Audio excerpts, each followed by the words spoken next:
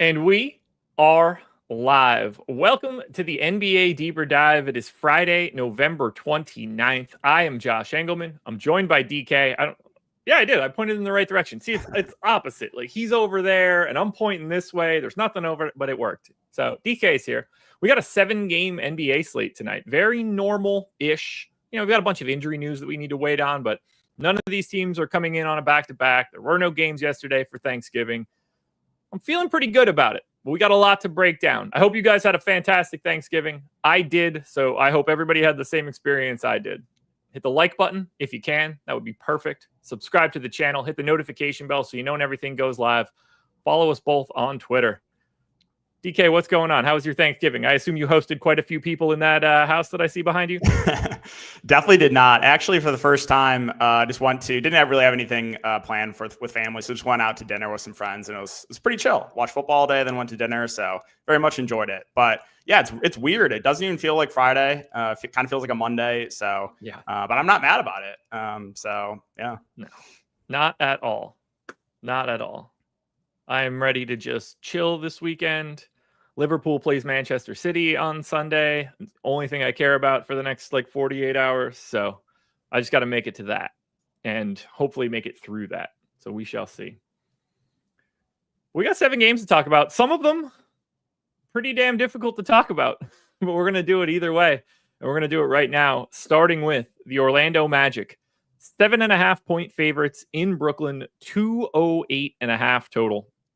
Now, for Orlando, they are without Gary Harris and Paolo Banchero. We're used to this. Nick Claxton is questionable. Dorian Finney-Smith is questionable. Cam Johnson is questionable. Jalen Wilson is questionable. Cam Thomas, Day'Ron Sharpe, Dennis Schroeder, Jalen Martin, Noah Clowney, and Bojan Bogdanovic are all out. I will say that with all the Q tag guys in, I actually have this line 2 points closer than what the market has, which leads me to believe that something in that Cam Johnson, Dorian Finney-Smith, Nick Claxton trio, or at least one, is not going to be playing here. So that line makes a little bit more sense on my side. We're going to start on the Orlando side, though. Basically no ownership coming into these guys. The only person that got above 10% on DraftKings and FanDuel is John Isaac. He's 15% on DraftKings. Everybody else is 9 or below and basically unowned. What do you like here for Orlando against a team that is really walking wounded? Yeah, there's really not a ton to like here for the Magic. Last game, you did have Wendell Carter Jr. return. He started alongside Goga Bitadze, was limited to 18 minutes. So don't think we can get to Carter Jr. yet. Also, you had De Silva move to the bench. He only played 5 first half minutes, so he's basically unplayable right now.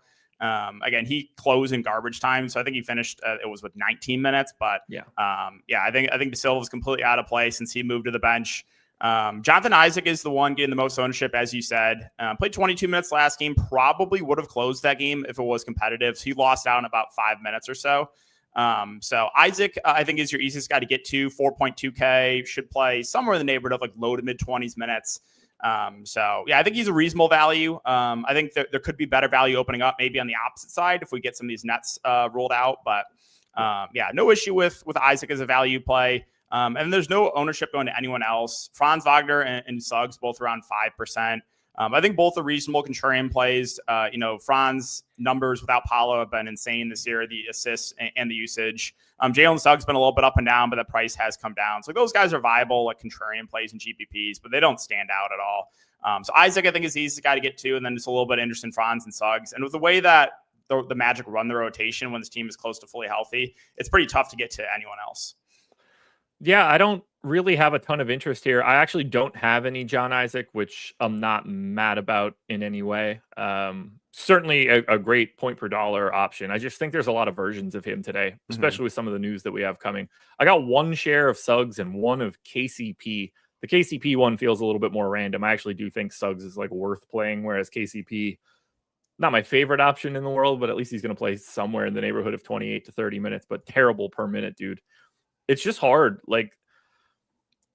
Oddly enough, the Brooklyn defense isn't extra special, atrocious, and losing guys like Cam Thomas probably make it better in the long run, as weird as it sounds.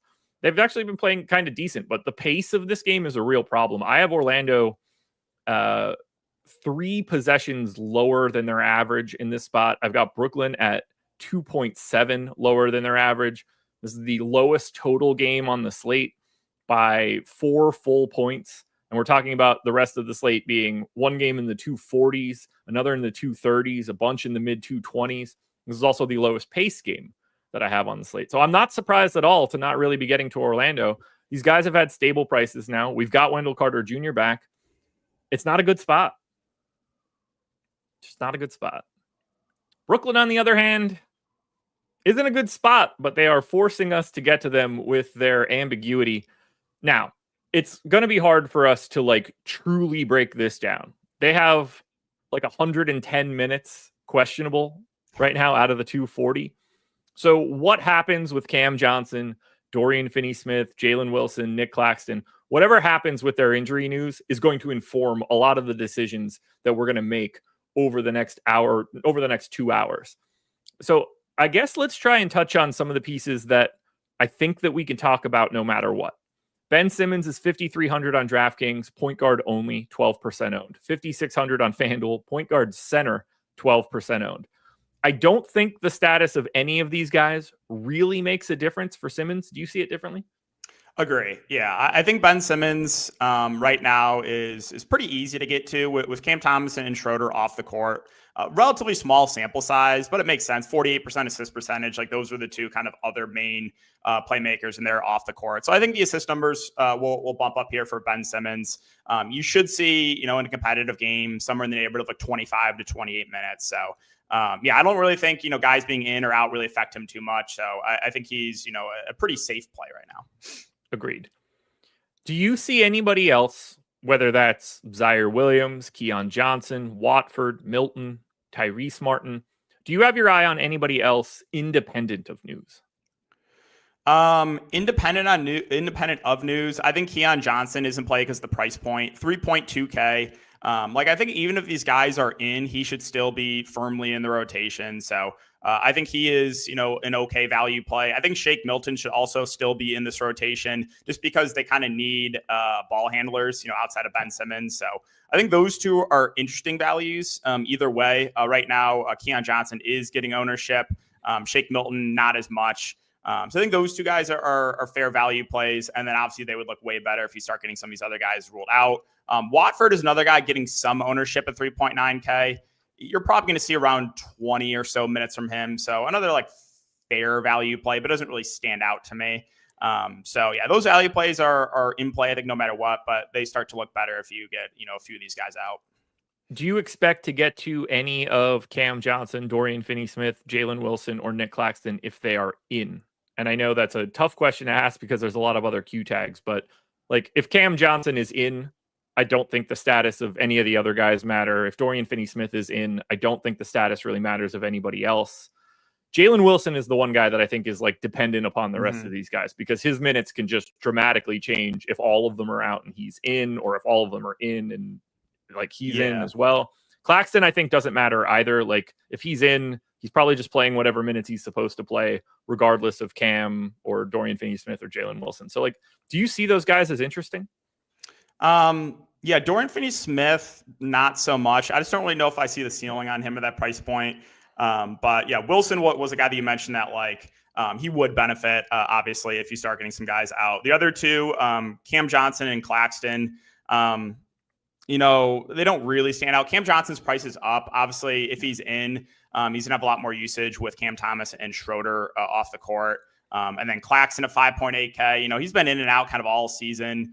I just don't know how many minutes he can play. Plus, he's only center eligible. So it's relatively high opportunity cost. So I think it's tougher to get to Claxton. But Cam Johnson, if he gets ruled in, I think would be in consideration, at least just because with some of these other guys already confirmed out. Yeah, you laid that out exactly how I would see it. Keep your eyes peeled on this news, guys. If a couple of those Q tags end up out and Jalen Wilson ends up in, you're going to feel a lot better about a $4,500 small forward. I think you can kind of make your decisions on the rest of these guys independent of the news. But if they somehow happen to all be out, we're going to be firing a lot more minutes to everybody else that's left. So I'm figuring we get like 2 in, 2 out, something along those lines. And I don't really have a great feel of which one of those 2 guys or which of these guys will be the 2 in and which will be the 2 out in this case. Yeah, if you get a situation where like they all get rolled out, I think they're probably only have like 8 active players, and then you would just be like loading up on the Nets value, kind of like a stars and scrubs slate where you're slamming Nets value and then playing the stars that you want to. And obviously, depending on how all that news breaks, the starting lineup here for Brooklyn could be anything right now. So you're going to want to make sure you're watching live before lock, because technically this starting lineup should drop around 7 o'clock, and there's no telling who's in it at this point. Yeah, the Nets starting lineup is always hard to figure out. So it is. Yeah, it could be so many different guys. So yeah, very interesting game. The Orlando side is not all that appealing. The Brooklyn side can be appealing and definitely has better overall options right now than the Orlando side does, but that could change dramatically, and Brooklyn can go from mildly owned to a lot owned, depending on how all of this goes. And you'll find out the rest of this information based on the schedule we have for the rest of the day, which is pretty easy. We're going to go for an hour at 6:30. We're going to turn this one over to Greg and Spags for Live Before Lock. They're going to take you all the way up until the 7:30 lock. So that's 2 games locking at 7:30. Then Greg and I are going to hop over to Playback 7:30 to 8:30. We'll be prepping for swaps into that 8 o'clock game. And then we're just going to hang out, watch some basketball, get out of there at 8:30, and wait patiently until we lock for the 10 o'clock games tonight. But if you guys want to join us on Playback, that's playback.tv/Stokastic. If you have a League Pass account, you could link your League Pass account and watch the games with us. If you don't have one, we can hand out 20 VIP passes to people that don't have League Pass so that you guys can watch the games too. So we'll be able to put one of these 7:30 games on immediately, and probably switch to, I don't know, something else at 8 o'clock, because I don't think we want to watch Orlando Brooklyn. I guess Clippers Minnesota isn't bad, but not exactly a fun game to watch, more of a tactical thing. So we'll talk about that game right now. And don't forget, hit that like button if you can. That helps us out a ton.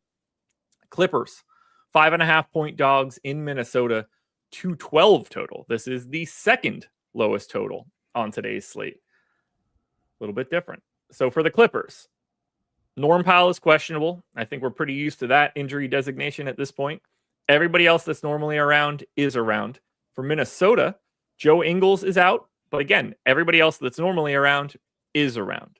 There are 2 guys in double digits of ownership on either DraftKings or FanDuel for the Clippers.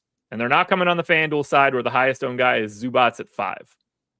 Zubats is 12% owned on DraftKings, and his backup, Mo Bamba, is 10% owned on DraftKings.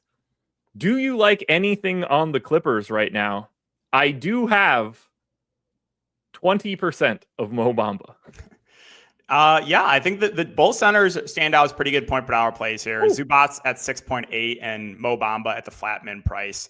Now, I do want to mention too, Norm Powell's questionable. He went through shoot around before last game, so I actually think he does play. If Norm Powell does not play, you'll once again get Amir Coffey starting, and then Jordan Miller in the rotation. The Clippers consistently running a 10-man rotation kind of all year. But yeah, as far as the 2 centers go, you do have battle for Toronto right now, getting a lot of ownership. He is 3.3K. He had a big game last game in the starting lineup. I think Mo Bamba is a solid pivot off him. I think Battle kind of had like an outlier game. So right now, Mo Bamba is basically just playing whatever Zubats does not play. He's been averaging like around 15, 16 minutes a game, and he is a pretty good point per minute player. So I think Mo Bamba is a solid pivot off of a pretty chalky Battle right now as far as the value play goes. And then Ivica Zubats, the price continues to come down on him in a competitive game. You should see some of the neighborhood of like low to mid 30s minutes in the kind of 32 to 35 minute range or so. So Zubats, I think he's a pretty good point per dollar play. No one else really on this team is getting much love. James Harden, I think, is a fine contrarian option at 9.2. He had a huge game last game against the Wizards. Not a big surprise. The game blew out, though. He did not play any fourth quarter minutes. The value plays, I think, are pretty hard to get to. Now, if Norm Powell gets ruled out, then guys like, Kevin Porter Jr. and Chris Dunn and, Derek Jones Jr. maybe look a little bit better. But right now I am assuming Powell plays. So I think it's pretty hard to get to anyone else outside of Harden and the 2 centers. I'm with you there. We did get a little bit of Brooklyn news here. Claxton in, Jalen Wilson in. We don't know the other two yet. Okay. So halfway there. Halfway there. Minnesota side, at least we don't have to mess around and worry about what this rotation is going to be. We saw Mike Conley finally play again. He played 30 minutes again. So I think we can feel pretty comfortable about how much he plays. He's a little over 20% owned on DraftKings, 28 on FanDuel. Naz Reid is 16 on DraftKings, 10 on FanDuel. Randall got to 10 on the FanDuel side, largely unowned on DK. I'm guessing we're starting with Conley, but what do you like for Minnesota? Yeah, Conley's the first guy I wanted to mention, and it's really because of the minutes increase that we've seen from him. Over the last 3 games from Mike Conley, 37, 30, 32 minutes. So I think you can probably expect around 30 minutes from Mike Conley, 4.6K. Makes him stand out as a pretty good value option. So, Conley is getting the most ownership, and I agree. I think he should be. Wanted to mention, you did see Dillingham in the rotation in the first half last game. He did not play in the second half, so I think he could be X'd out of the rotation. He had a good game 2 games ago, but with Conley back, would not be surprised if he goes back to a DNP. As far as the rest of this team goes, Naz Reid is the only really other guy getting a lot of ownership, coming in around 15%, 4.7K. I have no issue with that. He is someone that if he's playing well, they can extend him a little bit. We know Naz Reid's a pretty good point per minute player, so totally fine with him as a value option. No one else really on this team is getting much ownership, and I kind of agree with it. 9.3K for Ant, not really the best spot. I think there's probably better spend ups. Front court with Gobert and Randall, I think kind of hard to get to. The price is still up in McDaniels. I think mainly for me, it's Conley, again, with that minutes increase, and then Naz Reid as another totally fine value play. Yeah, I have 20% of both Conley and Reid, and I don't think that's really going anywhere. I did get 10% of Rudy Gobert on my first run, which is whatever to me. Like, he's going to be out there for a ton of minutes. He barely participates on offense now, but if he has an outlier stock day, makes a couple layups, it's not crazy to pay off a $6,500 price tag. I do want to point out Anthony Edwards on FanDuel. So he's 9,300 point guard, shooting guard eligible on DraftKings. He's 8,900 shooting guard, small forward eligible on FanDuel, and he's only pulling 8% ownership. I think he's a little under-owned on the FanDuel side. I definitely wouldn't mind at all getting north of that 8% number. I actually had him 17% optimal when I ran my Sims before this started.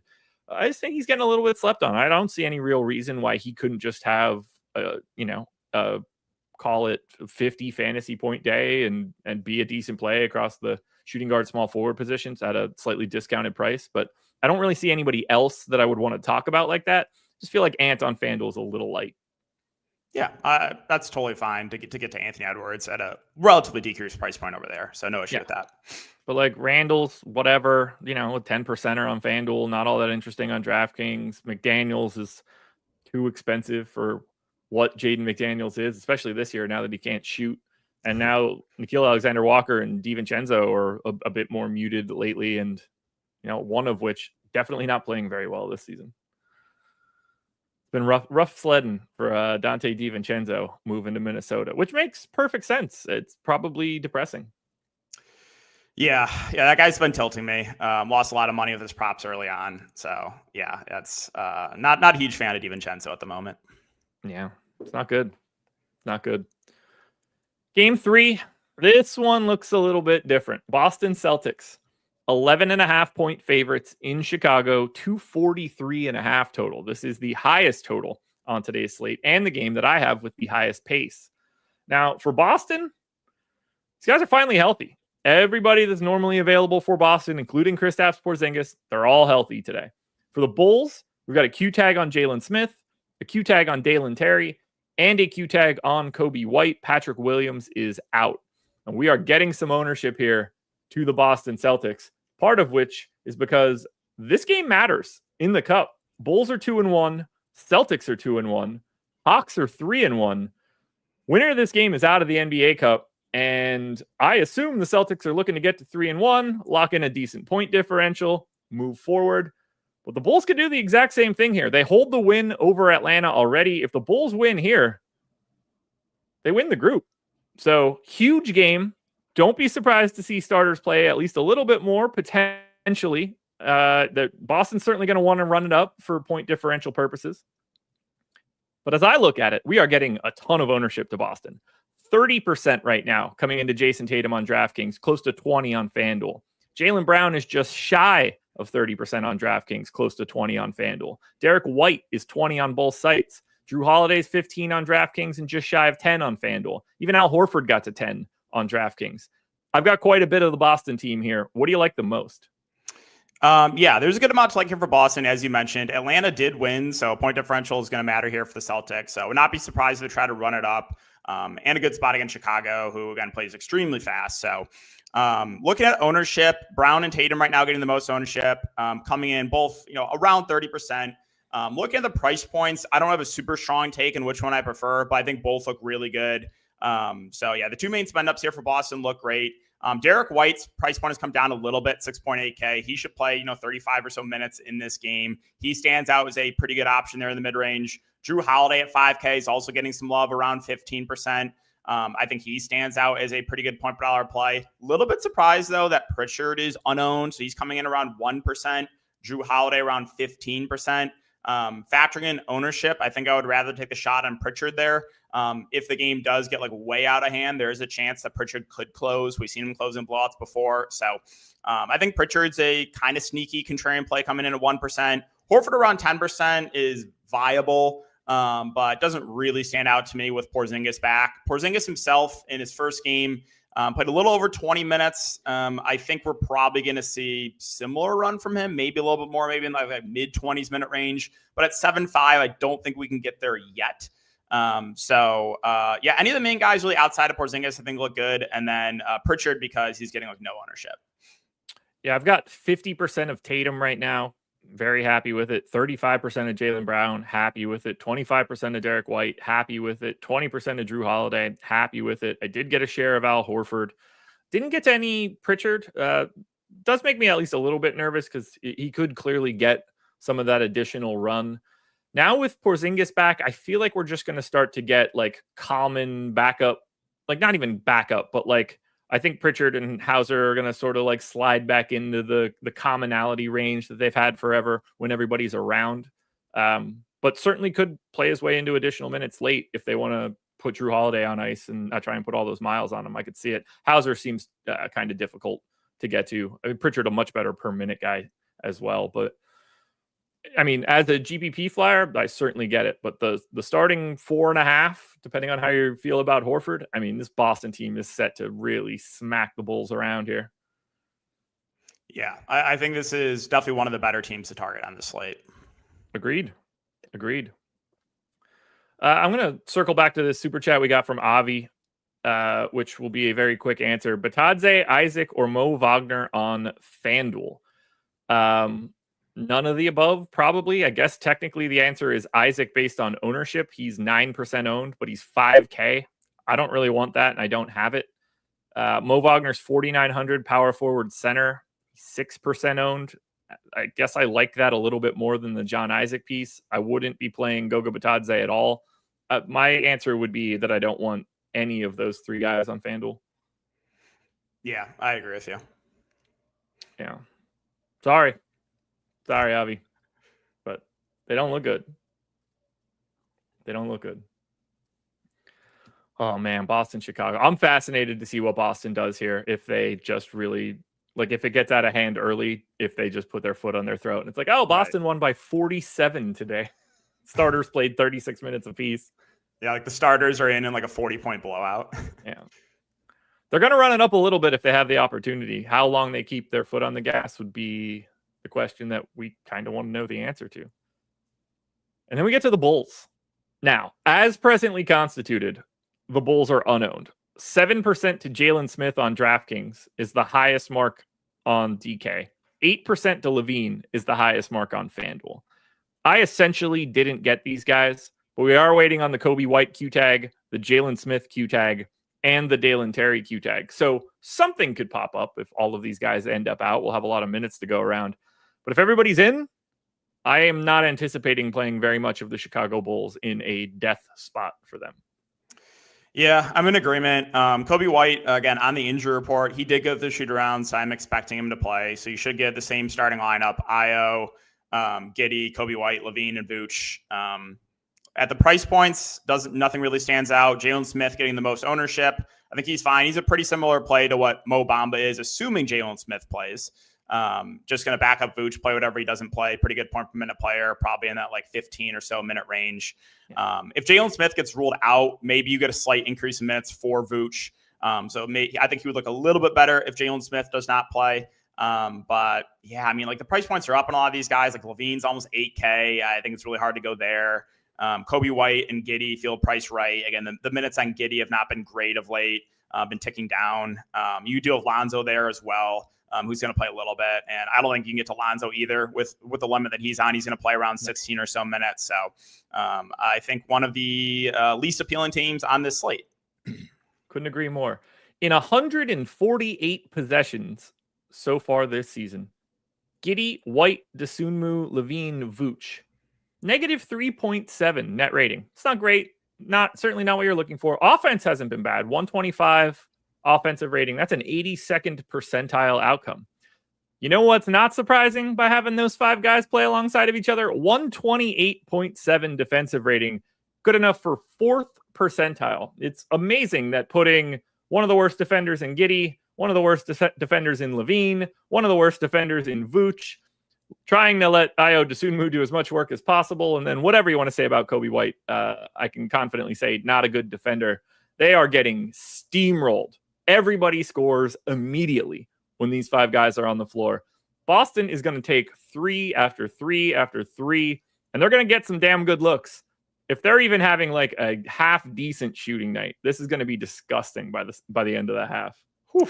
Yep, exactly why Boston looks so good. It's like I love targeting players against the Bulls. They have probably the worst defensive team out there in the starting lineup. So, not to mention, I've got Boston gaining 2 possessions over their average pace. So not only are they getting this dog shit Bulls defense, but they get to play faster while they do it. Yep. Whew, they're so bad. Here's a really crazy one for you. So I have the average of the Darko plus minus and the EPM or the dunks and threes plus minus for offense and defense on my sheet right now. I do have some minutes going to Keita today. I don't think it's crazy if he doesn't play any longer and it's just Horford and Porzingis playing all the center minutes and then you're spreading them out to more of Pritchard and Hauser. That's not really the point that I'm going for here. Keita, his overall plus minus is negative 0.2. Every other player for Boston that I have projected in, the other 8 main guys, are no lower than positive 1.1. I've never seen anything like that in team construction. The quality that they have out there when any combination of those 8 dudes are out there is crazy. The highest guy on the Bulls is actually Lonzo, which obviously, from a details perspective, like we're running on limited data here. 0.7 overall for Zach LaVine. He would have the 9th best plus minus of anyone on Boston that I projected today. The only person he would beat is Keita. God, the Bulls stink and the Boston Celtics are really good. Yeah, that's wild stats. It's so bad. All of those columns for me for Boston, offense and defense, is just bright green everywhere except for Peyton Pritchard, who has like a pretty big red defensive number, which is going to happen when you're a little guard. More than makes up for it on offense, but they're so damn good. So damn good. You know what else is good, DK? What's that? That's the Black Friday promo that we've got going on right now. Today is Black Friday, so it's even more interesting because you can do this on the day that is Black Friday. 50% off your first payment, weekly, monthly, for a core subscription or a max subscription for any individual sport. So let's say you want NBA. You'll get our projections, our ownership, the boom bust tool that has a bunch of advanced data. You get our single lineup sim. So if you're like a 1, 2, 3 lineup type person, you can build your lineups by hand and simulate them against a field to know how they stack up. That's pretty fun. You can just use our contest generator and our overall sim package. Build a package of 150 if that's what you're trying to do, or parse that down to a 20 max. whatever you're looking for here. Post-contest sims as well. Go back, evaluate how you did the day before. You get all of this stuff for 50% off. This is one of the bigger deals that we run across the calendar year. We want you guys to come in, use this promo code Black Friday. It expires on Sunday. So we want you guys to get in now for a week, for a month, whatever it takes. Link in chat or in the description of this video. We move it on to the Detroit Pistons. 5.5-point dogs in Indiana, 229 total. Pistons, we got some Q tags here. They matter. Cade Cunningham, questionable. Tobias Harris, questionable. Cole Swider, questionable. That one doesn't matter. So ignore that one. Still no Nemhard, still no Neesmith, still no Ben Shepherd. Tristan Newton, questionable. That one matters similarly to Cole Swider. So obviously the Pistons news matters. Tobias Harris is 6% owned on DraftKings, 10 on FanDuel. Cade got to 8 on FanDuel. There's no other ownership coming into these guys. But, you know, whether or not Cade plays or Tobias Harris plays does change the equation for the rest of these dudes. I don't know how much it's going to matter, but, like, do you like anything for Detroit if they're in? Is there anywhere you want to go if they're out? Yeah, so Detroit, I'm expecting both Cade and Tobias Harris to play. They both participated in shoot-around, which is usually a good sign that the players end up playing. And this game actually means a lot to the Pistons. They're 2-0 in their group, so they definitely need a win here. Would not be surprised if you did see a couple extra minutes for the main guys. So looking at ownership, I think one of my favorite contrarian spin-ups right now is going to be Cade Cunningham, 9.8K. I don't think a lot of people are going to get to him. Obviously, it's a decent spot here against the Pacers. Would not be surprised if he pushes for like 40 minutes. I don't think you project him for that, but I think it's definitely in the range of outcomes. He's only missed a few games. I'd be pretty surprised if he's on any sort of a limit. So, an unknown Cade Cunningham in a game that's pretty important to the Pistons, I think stands out as a pretty good contrarian option. Ivy would be someone that like I would get to if Cade gets rolled out. He gets a nice usage and assist bump. You did see Thompson also start last game for Tobias Harris, which kind of hurt the assist numbers for Ivy. So keep an eye on it. But again, I am expecting both those guys to play. So Ivy, if Cade is in, I think it's kind of hard to get to. Tobias, assuming he's in, is a totally fine option, not getting a ton of ownership. 6.4K is a reasonable price point for him. Also have a little bit interested in Jalen Duren as a contrarian play, 6.1. Now this guy has a pretty wide range of outcomes as well. He's very foul prone, and even if he stays out of foul trouble, he's not a guarantee to close. We've seen Stewart close games over him, but we've seen like ceiling games from Duren as well. And again, he's not getting any ownership. So if you get like the 30-minute Jalen Duren game, again, he could smash no ownership. So I think this Pistons team is actually pretty interesting for tournaments. Cade probably being my favorite, but have interest in Tobias as who he plays, and a little bit interested in Jalen Duren as well. Yeah, I'm fascinated by this game because even with the Pistons needing it, they're obviously, pretty decent dogs in Indy because they're still the Pistons and the Pacers are just still better than them. Carter Jr., Batadze starting alongside of each other again for the Magic. Okay. Just came out, so figured I'd spit that one out. Right now, I'm basically not getting to Detroit. I got a single share of Cade and a single share of Ivy, so at least I'm getting to the guys that I would want to get if they're in, but if Cade and Tobias both play, I'm not expecting to get a ton of Detroit in this one, which is kind of scary just because they're going to take a shot at it. But they do have a little bit of increased price tags now that Cade and Tobias Harris have been out for a couple games. Pacers side, very different experience than the Detroit Pistons. Pascal Siakam is 25 to 30% owned on both sites. Quentin Jackson is 20% owned on both sites. Benedict Mathurin is 20 to 25% owned. Norm Powell is out. Okay. No, I was not expecting that. No, neither was I. Miles Turner is 25% owned on DraftKings and 10 on FanDuel. And then Tyrese Halliburton is right around 10% owned. I have no problem getting into any of the 5 guys that I just mentioned. I have 15% of Halliburton, 20 of Siakam, 10 of Mathurin. I've got a share of Turner, which is actually quite a bit light compared to where the ownership is. I got 25% of Quentin Jackson. I find the Indiana starters pretty appealing today. Yeah, agree. I think this is, definitely one of the better teams to get to. They ran a pretty decent rotation last game. Starters got good run, all 30-plus minutes. Most of them in the high 30s. Quentin Jackson was the only one in the low 30s. But I think Mathurin right now is probably my preferred option. He's coming in a little over 20%. He's got really nice eligibility, shooting guard, small forward. The rebounding numbers have been really good for Mathurin since they've, lost a few of the centers. 9 rebounds in 3 of the last 4 games, which kind of boosts his floor. And the minutes have been really solid for him, like 39, 38, 40 minutes over the last 3 games. So I think Mathurin stands out as a really good option. Siakam also playing big minutes, 7.2K, feels a little bit too low for him. So he stands out as a good option. Miles Turner, if he can avoid foul trouble, should play somewhere in the neighborhood of mid-30s minutes. We haven't seen the ceiling game from him in a while, but it's definitely there. Like he's gone for 50 plus like 3 times already this season, and would not be surprised, against this Pistons front court if he puts up a ceiling game. So he stands out as one of the better center plays on the board. Quentin Jackson is getting around 20% ownership. Scares me a little bit. I know he's played well, but I'm not as confident in his minutes. Like I think if he struggles, they could very easily go to like McConnell or, Jarris Walker at the bench, someone like that. So I think Jackson's a fine value, but I'm not as confident in his minutes. And then Halliburton's not getting a ton of love, sub 10%, 8.5K. I think he's a totally fine contrarian option as well. McConnell getting around 5%, 4.8K. That feels priced about right. So not a ton of interest there. The minutes have not been great in Obi Toppin of late.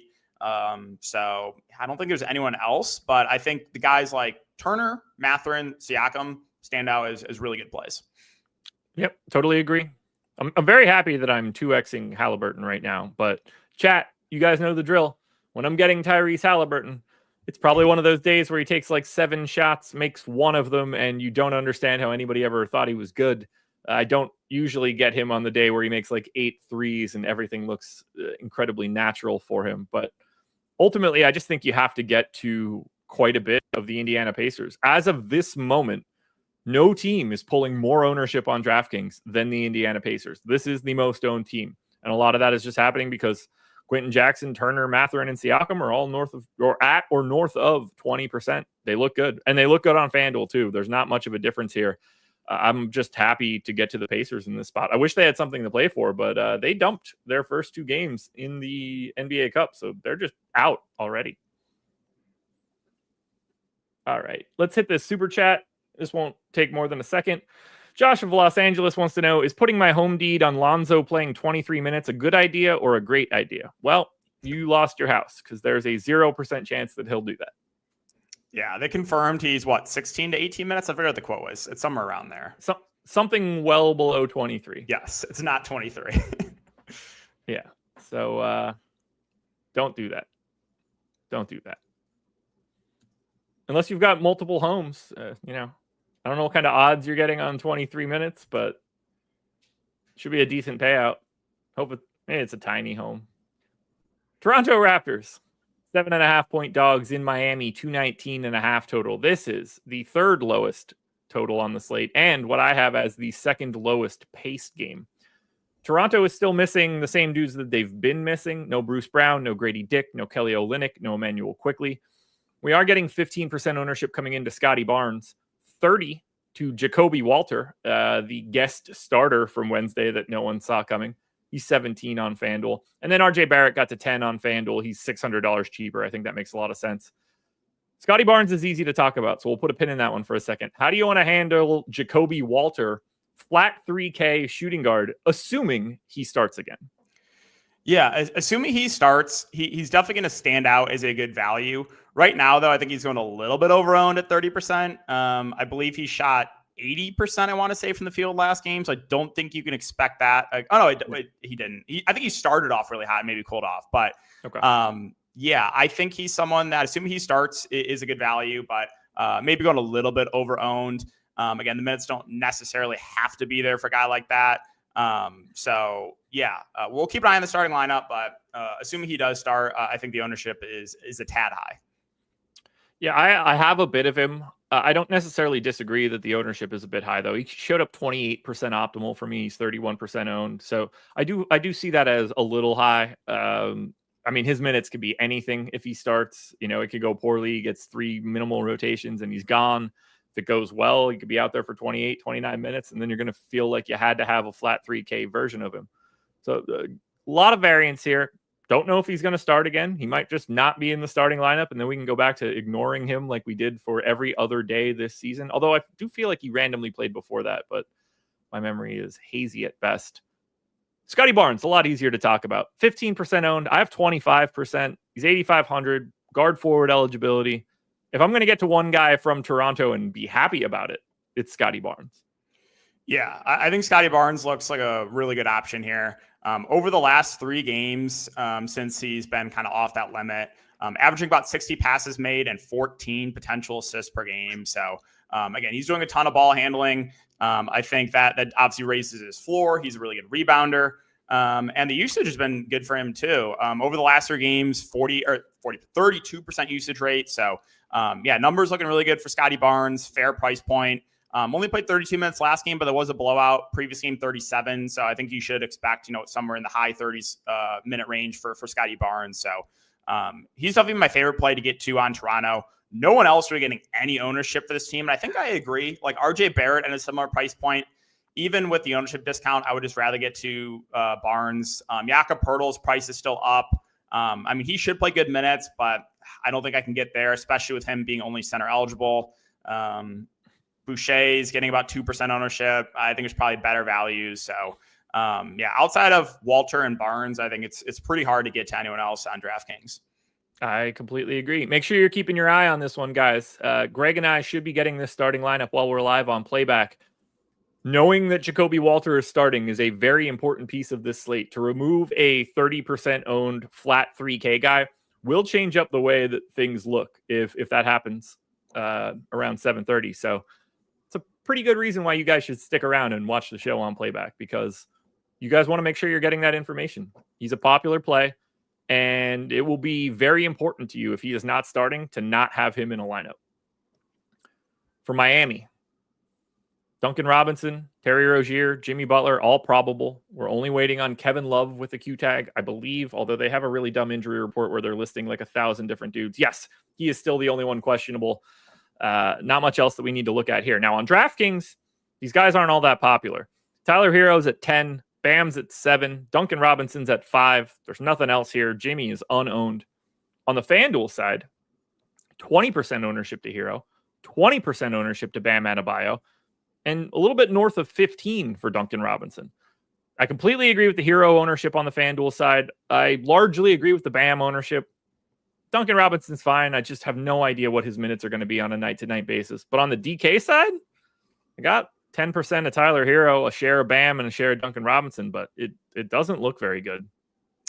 Yeah, on the DraftKings side, there's not a ton that stands out. Again, Love is questionable. If he gets rolled out, you did see Khalil Ware enter the rotation. He played the back of 5. He played 12 minutes. Don't think you can play him, but I did want to mention that. Duncan Robinson's been starting over Rozier. Last couple games, Rozier's been coming off the bench. Rozier minutes have ticked down a bit, so I think it's pretty hard to get to him. Duncan Robinson himself, as you said, I don't fully trust the minutes on him, but if he's playing well, if he's shooting well, he could definitely see 30-plus minutes. He's seen 30-plus in the last 2 games. So a relatively low ownership. I think he's a totally fine contrarian value play. Hero and Bam getting the most ownership on this team on DraftKings. I think it's pretty hard to go to them at their respective price points. This team is just pretty balanced when they're fully healthy. Also, the bench rotation is always just incredibly difficult to figure out. With the likes of Larson and Burks and Jaquez and you just never know what's going to happen with the rotation for Miami. So yeah, I think for me, Duncan on DraftKings probably be my preferred option, and then not really much interest in anyone else. Yeah, they don't look all that good, which isn't all that surprising to me. I mean, everybody's just here, so all of the ownership and pricing just seems pretty calm. I don't have anything else for this Miami team, which is going to move us right to another read, because we have more than one deal going on, guys. We just talked about the DFS side. That's how you use the Black Friday promo. You guys like sports betting or pick'em sites? We got you covered there too. 75% off a month of OddsShopper using the promo code THANKS. Now that link exists in the description of this video. OddsShopper takes a market-based approach to beating the books. So we're going to give you a rating for each bet that pops up, expected value, the expected win rate. We'll calculate your bet size for you if you type in your bankroll. You can pull up all of our historical results for the past year plus. You could parse that down however you want and dig into all of our results. You open them up, you're just going to see a positive ROI pretty much everywhere you go. We're smashing NBA, NHL, all of it. It's all incredible. And we have all the receipts to prove it. You guys can go check it out. Make sure you're following Greg Ehrenberg on Twitter. He's doing a bankroll challenge every day, and he is nuking that bankroll challenge. Started with $100 on day one of the NBA season, the bankroll is now over $400. So think about what you guys could have done with a $100 bankroll, turned it into over $400, basically in 30 days. That's how good OddsShopper is right now. I've got one coming out that I think you guys will like starting Monday, so keep your eyes peeled for that. But make sure you're following Greg for sure. 75% off, guys. This deal ends Monday. The promo code is thanks. The link is in the description. And the link is also in chat. 2 games to go. 2 10 o'clock starts. Fun game here. Oklahoma City Thunder, 3.5-point favorites in Los Angeles, taking on the Lakers, 230 total. Pretty much everybody that's normally available for OKC is. We don't have Alex Caruso and we don't have Ousmane Dieng, but they've been out for a little bit now, so I think we're kind of used to it. We're not really getting much ownership here, but it is kind of scattered. 20% to Isaiah Hartenstein on DraftKings. Single digits for everybody else. We got around 15 for Shea and Jalen Williams, both on FanDuel. Lou Dort, Hartenstein, and Joe are in and around the 10% mark on the FanDuel side. I actually have like an odd amount of ownership to the Thunder in like a weird way. I got to 15% of Jalen Williams. He's a power forward now. Lucky for us. I did get to 15% of Hartenstein. I got to 10% of Joe, who played really nice minutes last time out. I did get a share of Shea. I have a little bit more of Oklahoma City than I was expecting, but I don't really mind that. The Lakers defense is really bad. Yeah, I really like this team for tournaments. A little bit surprised they're not getting more love. Right now, Hartenstein is the guy getting the most ownership. Agree. I think he should be. 6.8K stands out as a good price point. Rebounding numbers have been very solid for him. Not a big surprise since he's, the only big on this team. So 14 rebounds in 2 of the last 3 games. I think if he stays out of foul trouble, he should play, 31 to 32 minutes. So yeah, Hartenstein stands out as a really good option. I think Jalen Williams, looking at ownership right now, is probably one of my favorite tournament plays of the slate. Getting basically no ownership on the season. With Chet off the court, Jalen Williams is a 1.48 fantasy point per minute player. Over the last 5 games, too, like the assist numbers have looked really good for him, averaging about 55 passes made, around 9 potential assists per game. So he's got the ball in his hands a ton. Also, he only played 16 minutes last game after, hurting his eye, but he's good to go now. So, I'm pretty high on Jalen Williams as a GPP play. SGA also getting very little ownership. The numbers on him look pretty good with Chet off the court, 1.52 fantasy point per minute player. The assist numbers look good for SGA as well. Usage with Chet off the court, 36% usage. So really like J-Dub and Chet, SGA and J-Dub are just kind of dominating the usage right now for this team. So I like those guys a good amount, both at low ownership. As far as the rest of this team goes, it's always hard for me to feel confident in any of these value plays just because they kind of ride the hot hand with the likes of like Isaiah Joe and Cason Wallace and Aaron Wiggins.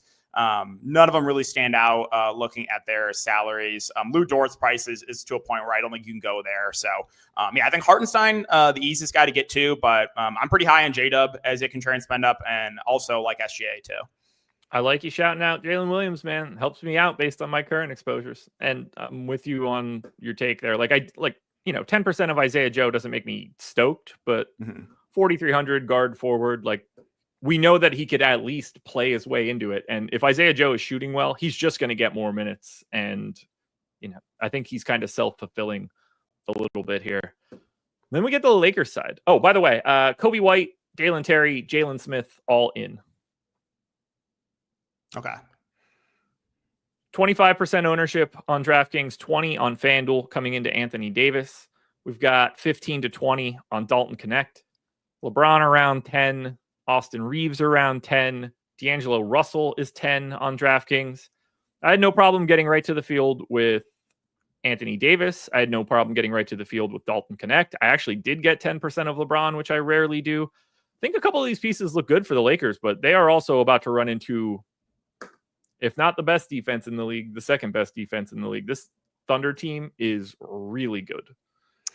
Yeah, that would be the downside. Obviously, matchup not ideal, but Anthony Davis coming in around 20%. Prices come down a little bit on him. I think he stands out as one of the better spend ups in the board. So agree with the ownership. I think he looks pretty good. Dalton Connect also getting a fair amount of ownership. 4.5K. I think he is underpriced. Moved back into the starting lineup last game, played 31 minutes. I think you should probably expect around 30 minutes from him and maybe a little bit more if he is playing well. Also, he's got nice eligibility, shooting guard, small forward. So, I like Connect as a value play. D'Lo coming in around 10%. It's played better of late. For me, though, I think I would rather get to Connect at a similar price point. I feel a little bit better about his minutes. But, D'Lo has played better over the last few games. Austin Reeves, LeBron, both sub 10%. They're fine contrarian options, but don't really stand out point per dollar. Rui at 4.7. Like for me, I just like the ceiling more with Connect at a similar price point. So I'd rather get to him, even though Rui's not getting much love. And then I'm not going to get to anyone else like Reddish or anyone like that. So AD and Connect, I think, are the guys that probably the easiest to get to. And again, the ownership is there on them. I'm surprised. I had a lot more Reeves earlier today, and then I went through and made some rate changes, and now he's just not in anything. So it's really just Connect and AD for me. Russell's just so scary now. You see that $4,400 price tag, and it just breaks my brain. And then it's just like, okay, well, he's just going to play like 24 minutes and just be a generic ass backup, and you can just shrug my shoulders and walk away. I don't like it. Yeah, the assist number has also been down on Austin Reeves, which kind of lowers the floor a little bit on him too. Yeah. So I want to mention that. Just a very different guy now. Yeah. Gross. It's just gross. And then we get to the final game of the day. Guys, hit that like button. NBA Live Before Lock coming up next. But first, we break down Sacramento and Portland. That's the one we're staying awake for. Kings, 7.5 point favorites in Portland, 226 total. We have no DeMar DeRozan. We have no Trey Lyles. We're kind of used to that for Sacramento right now. These guys are getting some love. 30% ownership coming into De'Aaron Fox on DraftKings.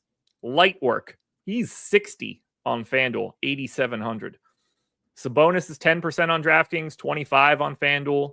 Malik Monk is 30 on DraftKings, 45 on FanDuel. Keegan Murray is unowned on DraftKings, 17 on FanDuel. And then Jay Crowder is 3,800 on DraftKings, essentially unowned. I didn't get him, but he definitely looks better than that. And then he at the flat minimum on FanDuel, Jay Crowder is 20% owned. So no team is owned more than the Sacramento Kings on the FanDuel side.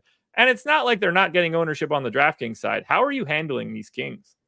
Yeah, so I guess we'll start with Malik Monk. He's getting the most ownership, and I agree with it. 5.4K. So the Kings right now, like they just don't want to give minutes to Kevin Huerter. He's like almost even out of the rotation with a couple guys out. So his minutes have ticked way down. And so that, is an increase for Monk. Monk saw 35 minutes last game. I don't think you can expect 35 minutes, but at least we know that is in the range of outcomes. I think Malik Monk stands out as one of the better point per dollar plays on the slate. He looks really, really good. With DeRozan off the court this year, De'Aaron Fox is a 1.44 fantasy point per minute player. Now, some of those are boosted a little bit from when Sabonis was also out. But still, I think Fox stands out as a pretty good spend up right now. The ownership is there. Sabonis coming in about a third of the ownership of Fox, I think is a little bit interesting. I don't know if the ownership gap should be that wide. So I think Sabonis is a reasonable contrarian play. Again, fine pivot off of Fox coming in about a third of the ownership. And then I'm not excited about it, but I actually like Jay Crowder as a contrarian value play too. Again, started in his first game, played 27 minutes. As we talked about, like they really just don't want to play Kevin Huerter right now. So Jay Crowder, sure, he's not like a super high usage player. He's not a great point per minute player. But if you're going to give him, close to 30 minutes at no ownership at sub 4K price point, I'm going to have some interest in him. So kind of like him as a contrarian play. Keegan Murray's price feels about right. I'll probably pass there. Keon Ellis has started the last couple games, but his minutes are a little bit up and down. He only played 21 minutes last game. He's not the best point per minute player, so you kind of need the minutes to be there for him, and I'm not super confident about that. So, Monk, Fox, and Sabonis all look good. And then I do have some interest in Jay Crowder as a relatively unowned value play. Yeah, I didn't get to any Crowder, but if I look at optimal rates and my boom scores, I have no idea why he didn't show up. It's kind of annoying to me because I think that he's like massively underowned at 4%, but I'm going to play around with that and see if I can sneak this dude into some lineups. But 20% of Fox, 20% of Sabonis, 45 of Monk. I'm happy to be getting a pretty sizable chunk here against this garbage Portland Trailblazers team. Speaking of the garbage, so Chris Murray is questionable, although did he actually get ruled in? I feel like I saw it. Yes, he's now probable. Doubtful tag on Jeremy Grant. Doubtful tag on Robert Williams. Still no Donovan Clingan. Scoot's questionable. Delano Banton's questionable. There's a lot of nonsense going on here. Now, on the DraftKings side, Simons, Ayton, Scoot. They're all 10% owned. They're a little bit more owned on the FanDuel side. Simons got to 20. Shaden Sharp's at 10. Ayton is 30 on FanDuel, where he's only 6K. Scoot's 10 on FanDuel. We'll talk about those guys in a second. I think we need to talk about the chalk play du jour for today. We waited the entire show to get to him. Small forward eligible on DraftKings, 5,300. Small forward, power forward eligible on FanDuel, 5,900. We're seeing Denny Avdia get 60% ownership on the DraftKings side and 50 on FanDuel. And I completely agree with it. Yep, I agree too. I think he's your best point per hour player right now on the slate. Since he's moved in the starting lineup, the assist numbers have looked really good for Denny too. So over the last 2 games, he's averaging 60 passes made and 12.5 potential assists per game. So that's the highest on the team over the last couple of games. So yeah, and 41 minutes last game. I don't think you can expect that, but again, gets a pretty nice minutes increase with Jeremy Grant out. So yeah, I think Denny is your top point per hour player right now on the slate. I do have some interest in some of these other Blazers, though. Not a lot of ownership going to anyone else. So they ran a pretty nice rotation last game. Basically only played 8 guys. You saw a few minutes for Rupert, and then that was it. So it was the starters of Kamara, Sharp, Denny, Ayton, Simons, with Banton, Jabari Walker, and Scoot playing off the bench. Jabari Walker only played 10 minutes. Banton only played 16. So they really gave the starters a lot of minutes that last game. Yeah, I think some of these other guys look pretty good. Like DeAndre Ayton, obviously not on a limit, and his first game back, he played 34 minutes. I'm not really scared of Sabonis in the defensive end. So I kind of like DeAndre Ayton at pretty low ownership. Simons is getting around 10%, Shaden Sharp around 5%. I like those guys as contrarian plays. Even Scoot Henderson, I have some interest in, and he played huge minutes last game, played 35 minutes and closed too. So Scoots as a value play, I think looks pretty good. I don't think I would get to Kamara at 5K. Banton is 4-6. Again, he only played 16 minutes last game, but like if he finds his way into a few extra minutes, he's been a pretty good point per minute player for this team. So maybe a little bit interested in him as a contrarian value play. But yeah, outside of Denny, I think there are some pretty good GPP plays on this team. Yeah, I'm with you. I wouldn't mind having a bit more of these guys. I think Simons is really interesting. 6,100 for him just feels cheap for what his ceiling can be. Obviously, the status of Banton and Scoot will be interesting. Like if Scoot ends up out, Banton clearly is going to look a bit better than he does right now. There's a lot to like here for Portland, but I think the easiest thing to say is Denny Avdia is the best play today. Yep, totally agree. Yeah, it would be very hard for me to not think that. And if like Banton and Scoot happen to be out, he just looks even better than he does at this moment. Yeah. I forgot to mention, if those guys get rolled out like Scoot and Banton, then you can start looking to like maybe Rupert at 3.8. But yeah, Chris Murray potentially flat min, but we'll see. Chris Murray flat min if they're both out. Yeah, I think he would also enter the rotation and definitely be in play. Okay. One super chat before we dip on out of here. Josh Chapman, Conley or Highsmith. Couldn't be any easier. Mike Conley, unequivocally. Yep, not even close. Conley. I will say this, though. This is kind of the game that Miami wants to deploy Haywood Highsmith for 30-something minutes. So I can see it. If they want to have him out there, Haywood Highsmith only exists to guard big wings. The Raptors got one of those in Scotty Barnes. So I would not be surprised at all if we saw in a competitive matchup Haywood Highsmith over 30 minutes, which will make him look a little bit more interesting. This is what they want him for. This is how they try to deploy him. But if we're just talking about fantasy projections, Mike Conley's not even close to him. Yeah, that's an interesting take there on Highsmith. I know you said that a couple of times. So like his minutes have been all over the place, but again, against like bigger wings, he tends to play more. So Yeah, that's something I'm definitely going to take in consideration for like props and stuff too. I like it. I like it. DK, tell the people where to find you. Yeah, you guys can find me on Twitter, DK__DFS. I'm doing some prop content as well as DFS. And then YouTube is just DK DFS as well. Cam Johnson, available to play. Okay. And then there was one left for Brooklyn. We're waiting on Dorian Finney-Smith, someone that will not be on the Brooklyn Nets by February. Yeah, he's definitely getting traded. Alrighty, folks. NBA Live Before Lock coming up next. And by next, I mean immediately. This is a slightly different vibe than you normally get. These guys are just going to appear. There's Greg. There's Spags. What's up, boys?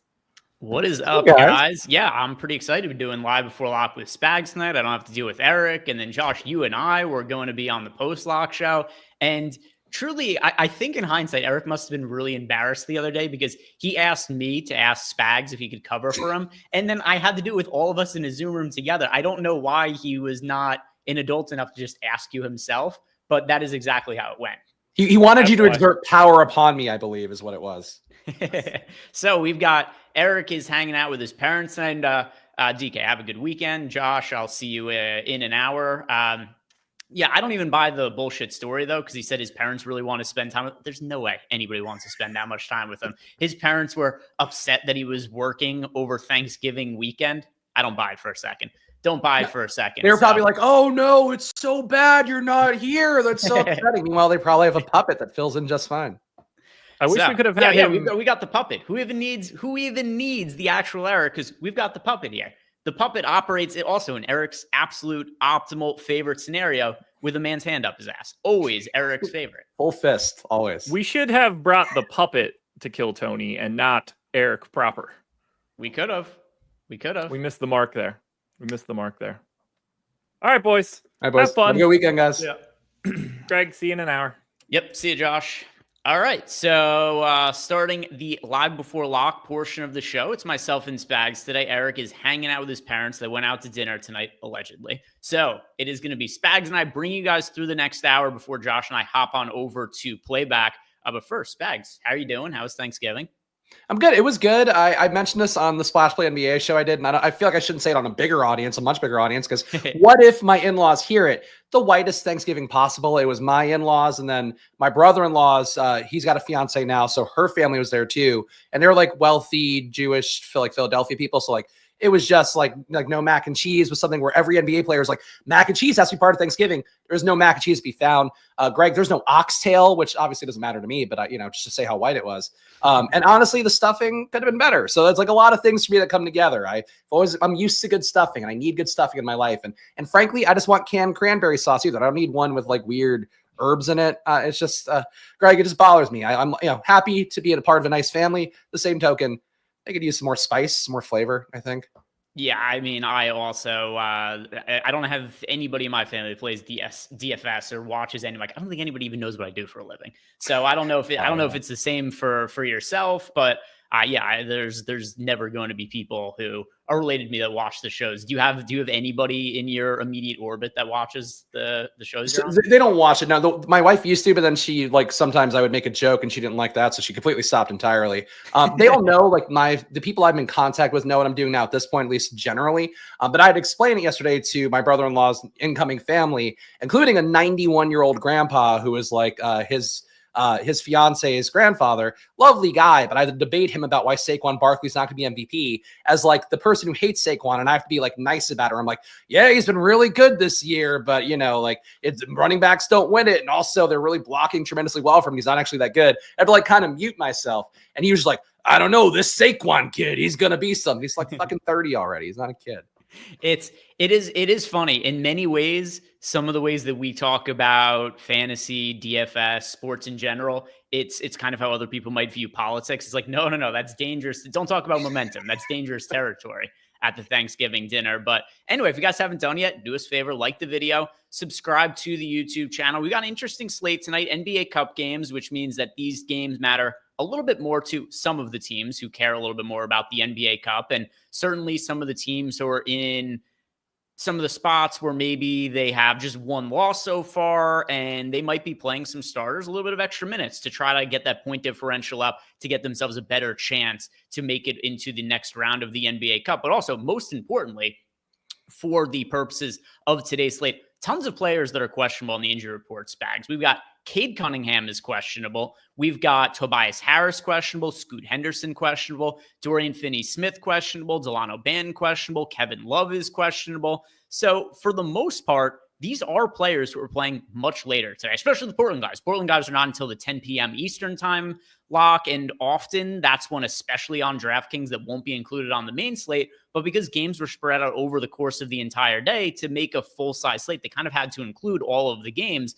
So I want to hear from you. Are there any kind of accommodations you're making in your lineups or any considerations when there are massive key players who are questionable in a game that's going to be locking 2 hours later than the earlier games locking? So the Pistons one would be the big one for me. If I thought there was a chance that Cade and Tobias wouldn't be going, I'd probably be a little more concerned about that one because Jaden Ivey, we've seen the big upside, even though I don't think it was their last game. In general, a lot more usage, a lot more assist upside. He basically becomes kind of a mini Cade Cunningham when the actual Cade isn't there. I would want to accommodate for that, but these guys both went through shoot around today. Think they're both going to go. That it hasn't been, honestly, 100% hit rate this week even. I feel like, Greg, back in the day, at least over the last couple of years, you go through shoot around, you're usually playing. This week, Norman Powell went through shoot around, then didn't play. So I don't know if it's just that one thing that's weird or if it's like this is the NBA injury stuff now, where sometimes a guy will be in shoot around, they're not full go, and somehow they just won't go. But I assume that those two Detroit guys are going. That's the big one for me for Portland. I feel like I'm kind of getting the guys I want already. You would certainly get more Shaedon Sharpe. You'd certainly get more Anthony Simons, maybe some more kind of flotsam guys on that Portland rotation. You got the Portland guys out, but Scoot was questionable last game. He played, so I kind of assume he goes. Banton, I don't know, really. He does play pretty well per minute, but leave a lot of production behind. But I'm getting a ton of Avdia anyway. I'm getting a good amount of Ayton, so like getting the main guys there. So this slate to me, I'm just going to kind of lock it and load it. And if I have to late swap later, I'll see if there's any late swap options. And yeah, shout out to Jacob for just messaging me because, yeah, I didn't realize that I had not joined playback yet. Josh, by the way, still in playback. He probably doesn't know it. So, yeah, that's a screw up by us on our end. So, Spags, you wouldn't mind jumping to playback. Yes. And Josh, if you're watching, or maybe, let me see. Can I remove Josh? Let's see. There we go. All right. I submitted my request. I am inviting you in, Spags. Okay. There we go. Yeah, I got it. All right, logic capture. All right, and Josh. All right, there we go. Playback. Yeah. I'm coming. There we go. There we go. Yeah.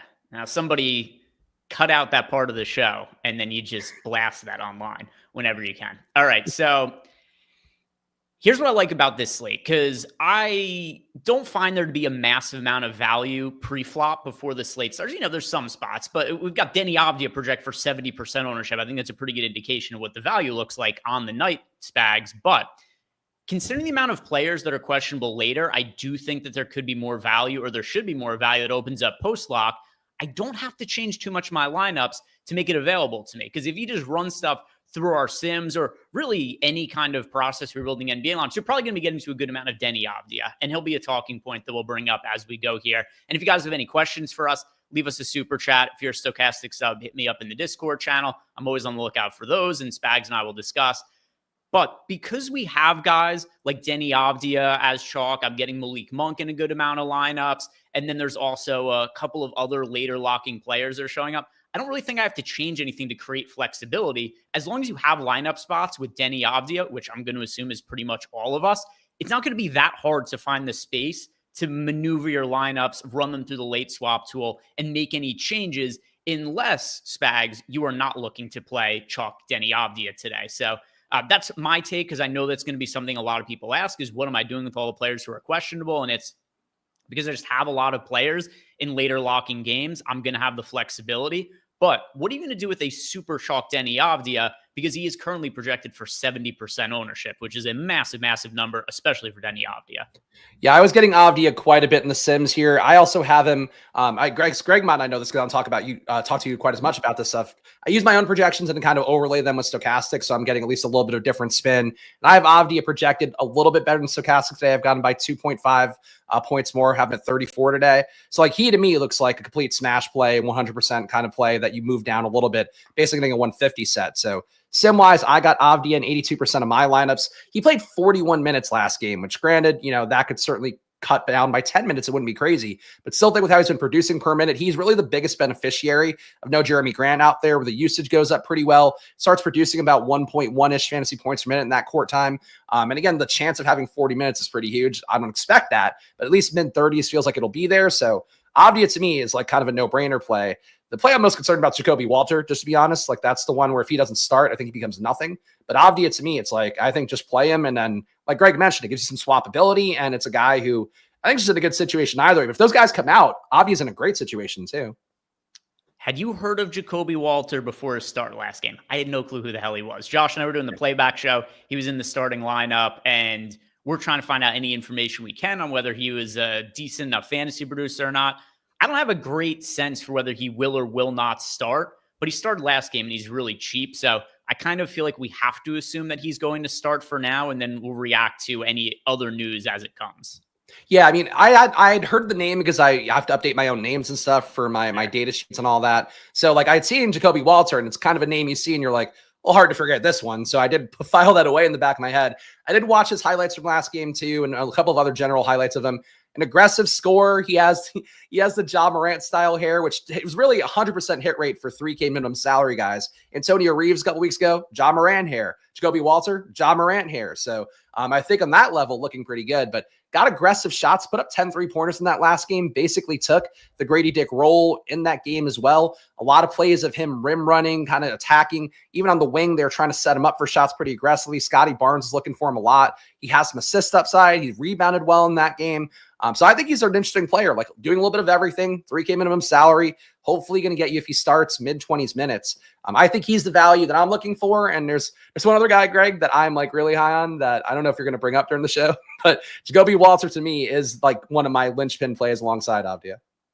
Yeah. So, I mean, there's no need to reserve information or anything along those lines. If you got somebody you want to talk about, then yeah, by all means bring them up. Because often it might be a little bit different because the way the games are spread out today. Oh, never mind. I was going to say that maybe we won't have as much news that's going to be inflowing over the course of the show and whatnot. And as I was about to say that, I get the notification on my phone that Dorian Finney-Smith will not play tonight. So if we look at the situation with the Nets, and because of the size of the slate, usually Dorian Finney-Smith isn't going to matter that much. But for today, I think he could matter a little bit because you've got just the 6-game slate, and then you've also got the Nets who are somewhat shorthanded because you got Noah Clowney out, Dennis Schroeder's out, Cam Thomas is out. And so with a bunch of guys now being out, I'm curious, do you think Dorian Finney-Smith is going to significantly change or open up any options from the Nets who were not previously available to us?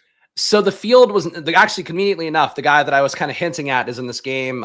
Zaire Williams, I think, is a monster play potentially. He's a guy that's filled up usage pretty well in very limited sample size this year. When Schroeder's been out, when Cam Thomas is on the floor, in those time periods, and again, it's not the biggest sample size, but I'll give you some more color that makes me feel better about it. Zaire, 120 possessions this year, 26% usage, 17% assist rate, 14% rebound rate too, 1.26 fantasy points per minute, and we're time with those guys off. Now, it's really small sample size, 55 minutes, 120 possessions, so you're not getting that kind of sample size you need to feel really confident about it. But why did that come out of my mouth? I harken back to last year, though, where Zaire Williams were Memphis. You guys might recall Memphis last year, no Ja Morant, Jaren Jackson coming out of the lineup a lot. Zaire Williams would fill it up last year, too, whenever there's any sort of vacancy in the wing, any usage hole at all. Kind of becomes a different player. So Zaire is going to be my play. I would guess now because of Finney-Smith being out, Zaire's going to come up a little bit more. Watford's going to come up a little bit more. Jalen Wilson come up a little bit more. But I think that group's going to be better owned or higher owned than it would have been before, where all those guys were under 10% and Zaire was at 2%. I was 10x the field on Zaire, had 20% exposure. Now I think that probably feels like the field's going to get to something on the wing here for Brooklyn.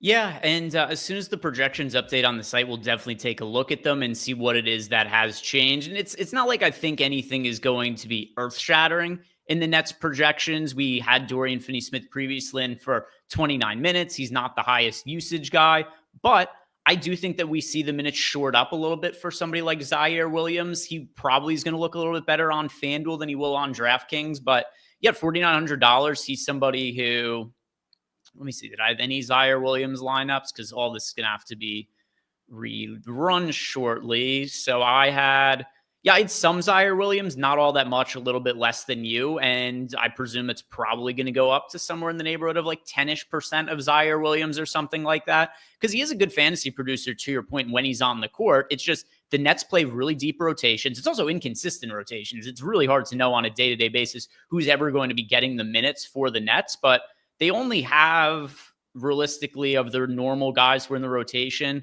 let's see, Cam Johnson, because he's in, Ben Simmons, Jalen Wilson, he's been ruled in, Zaire Williams, Nick Claxton, Watford, Keon Johnson, Shake Milton, Tyrese Martin. Probably a 9-man rotation tonight, which is it is a lot of guys, but it's less than we see from the Nets in some of these other spots. So I think that this should shore up some of the playing time for Zaire Williams. And yeah, I agree with you, Spags. I think it brings him into play, but nobody from the Nets that I would consider a cash game play. Is that fair to say?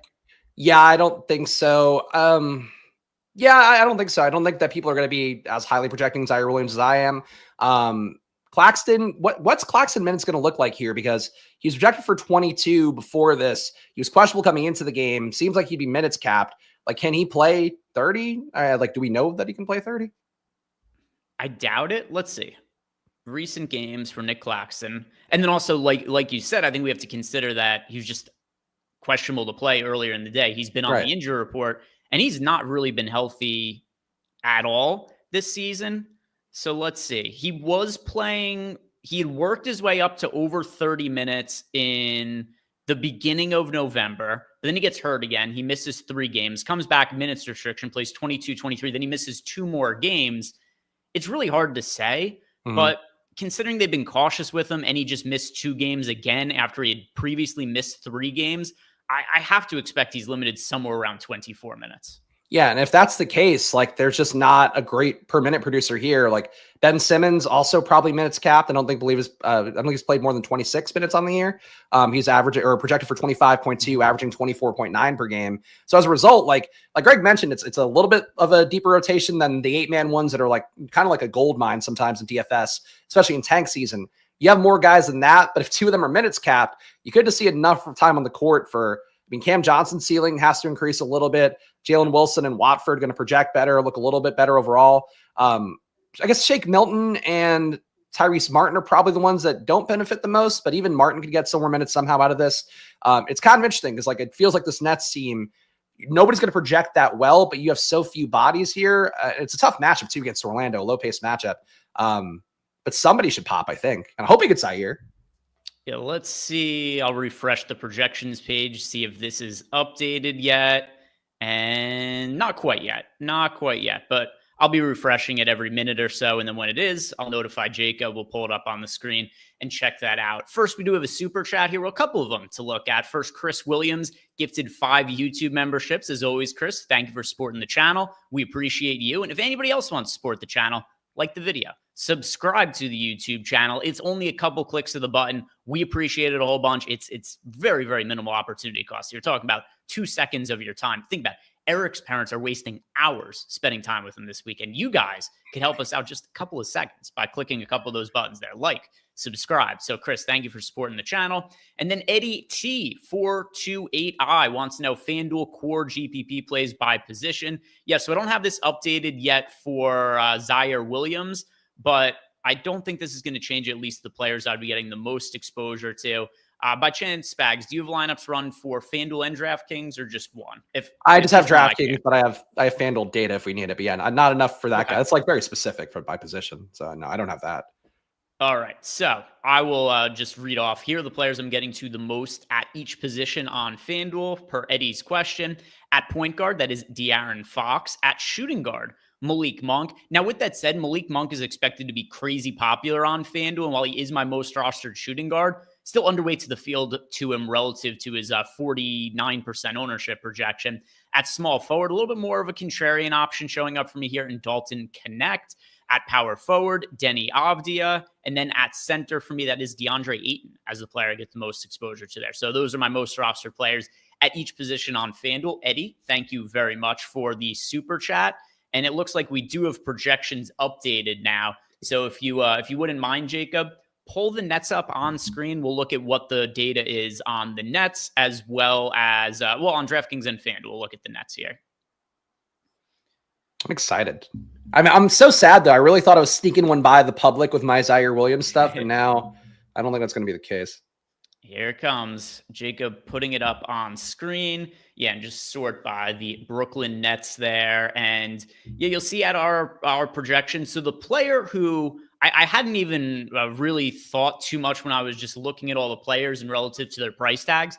From a points per dollar perspective, the one who easily stands out the most now, Spags, Keon Johnson, because he's only $3,200. So once we put him in for not even a crazy amount of minutes, 27.5, but 27.5 minutes for a decent fantasy producer at $3,200. He actually is somebody who, now that I'm looking at our updated projections, Keon Johnson, absolutely somebody who going to be getting a lot of in GPPs and somebody who I do think you guys are going to want to play in cash games. Zaire Williams looks playable now. Ben Simmons looks playable.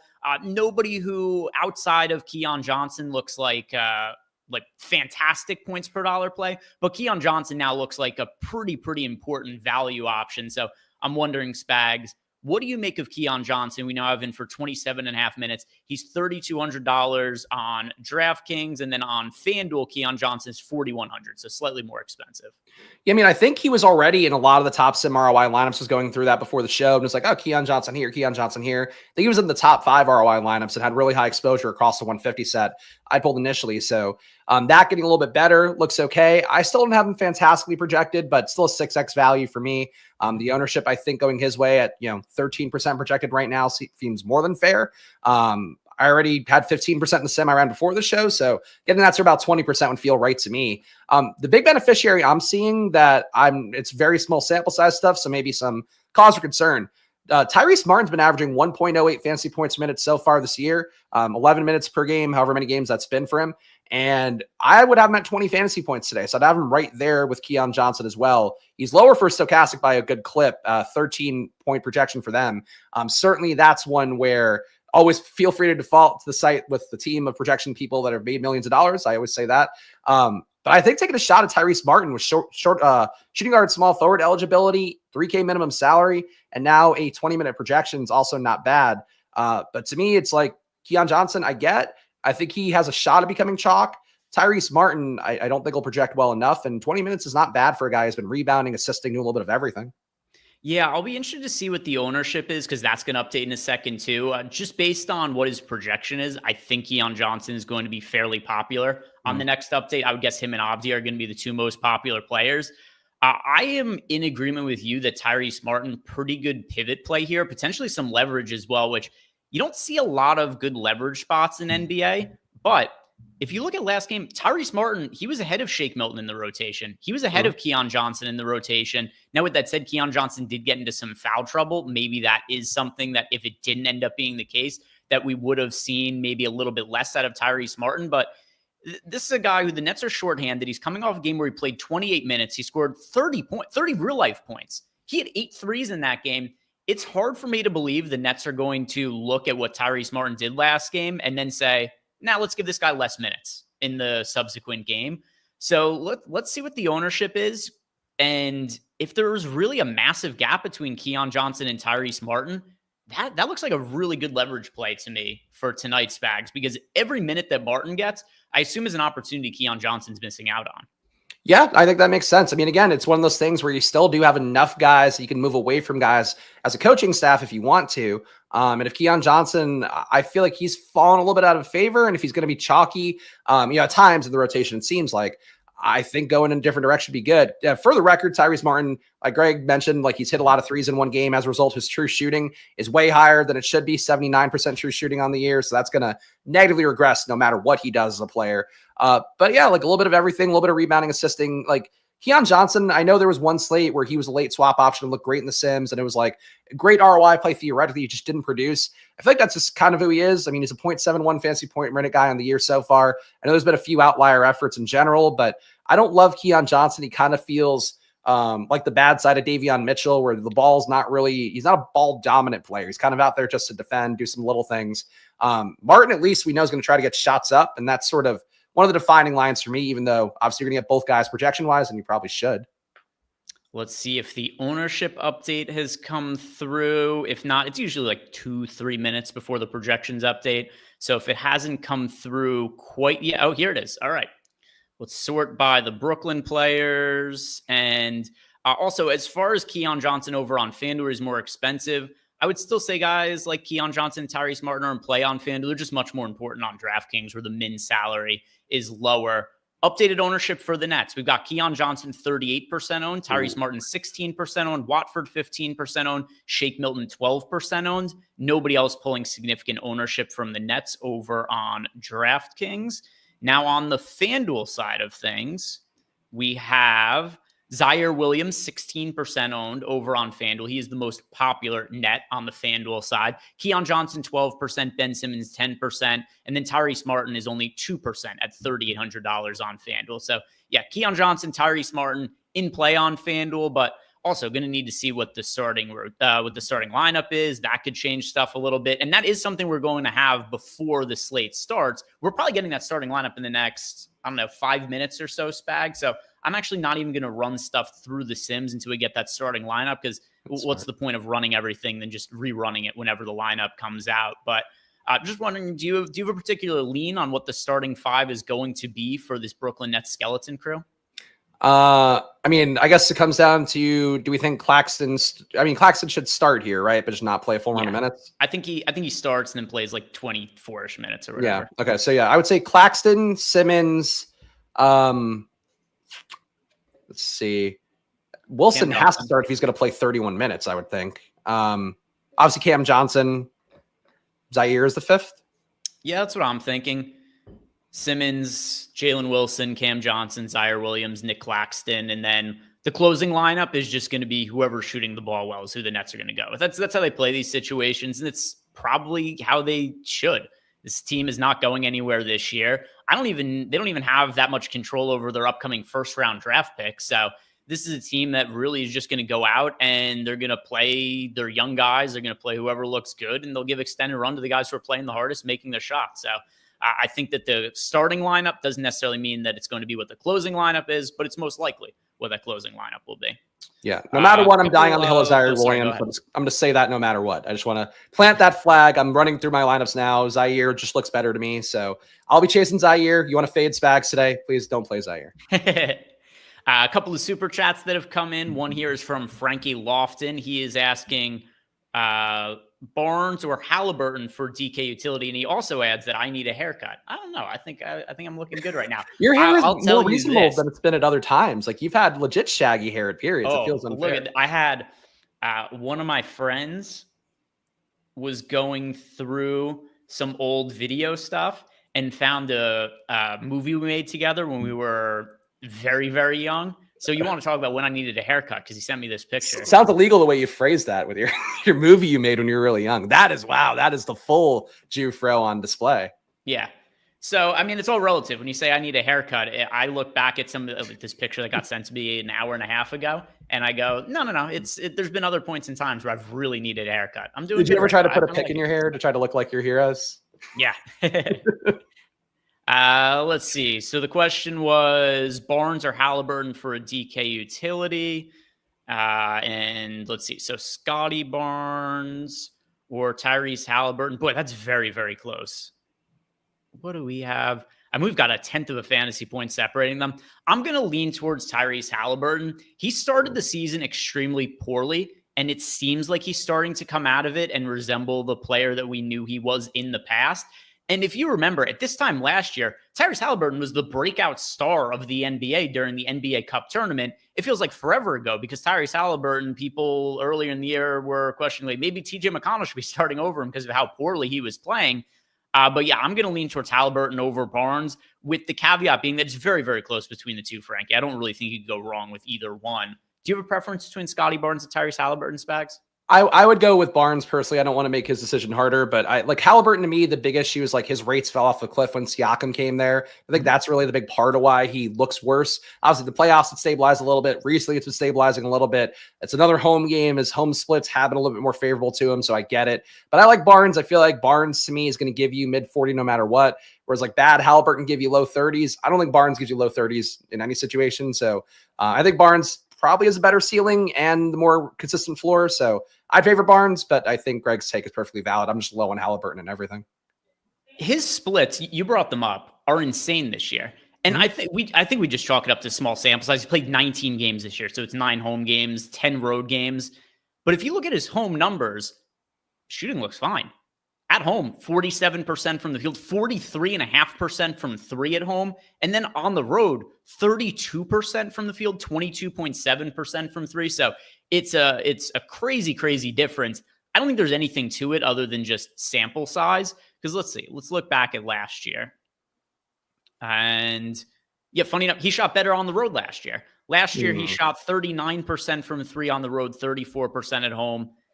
He should be fine going forward. Last year was the first time his entire career he shot under 40% from 3, but he was dealing with a lot of injuries last year. He started the season also dealing with injuries, which is probably, I'd say, small sample size, variance, as well as injuries are probably what we could look at as to why Tyrese Halliburton shot the ball so poorly so far this year. But I think he'll be fine going forward. And yeah, I'll pick him there, but no real massive confidence there. Comment God says he just cashed an NFL thanks to the Sims. Hit the like and subscribe to the Sims and Spags DFS channel. Yeah, go check out Splash Play, everybody. And then wants to know who are our favorite players at each position on DK. He is running late. Yeah, so I'm still waiting for that Nets starting lineup to really fine comb everything. But if we were to just play this slate out right now, with everything just kind of being assumed as the Nets starting lineup that Spags and I think it is, and nothing too weird there. You want to go? We'll go back and forth and ping pong our favorite players at each position. Yeah, that works. All right. So for me at point guard, that is currently Malik Monk. For me at point guard, so we're talking like relative to value and everything, just like what player we're getting the most. It's just overall. I mean, you can answer it however you want. But I'm doing it as the players I have the most exposure to at each position at the moment. All right, let me just resort real fast here.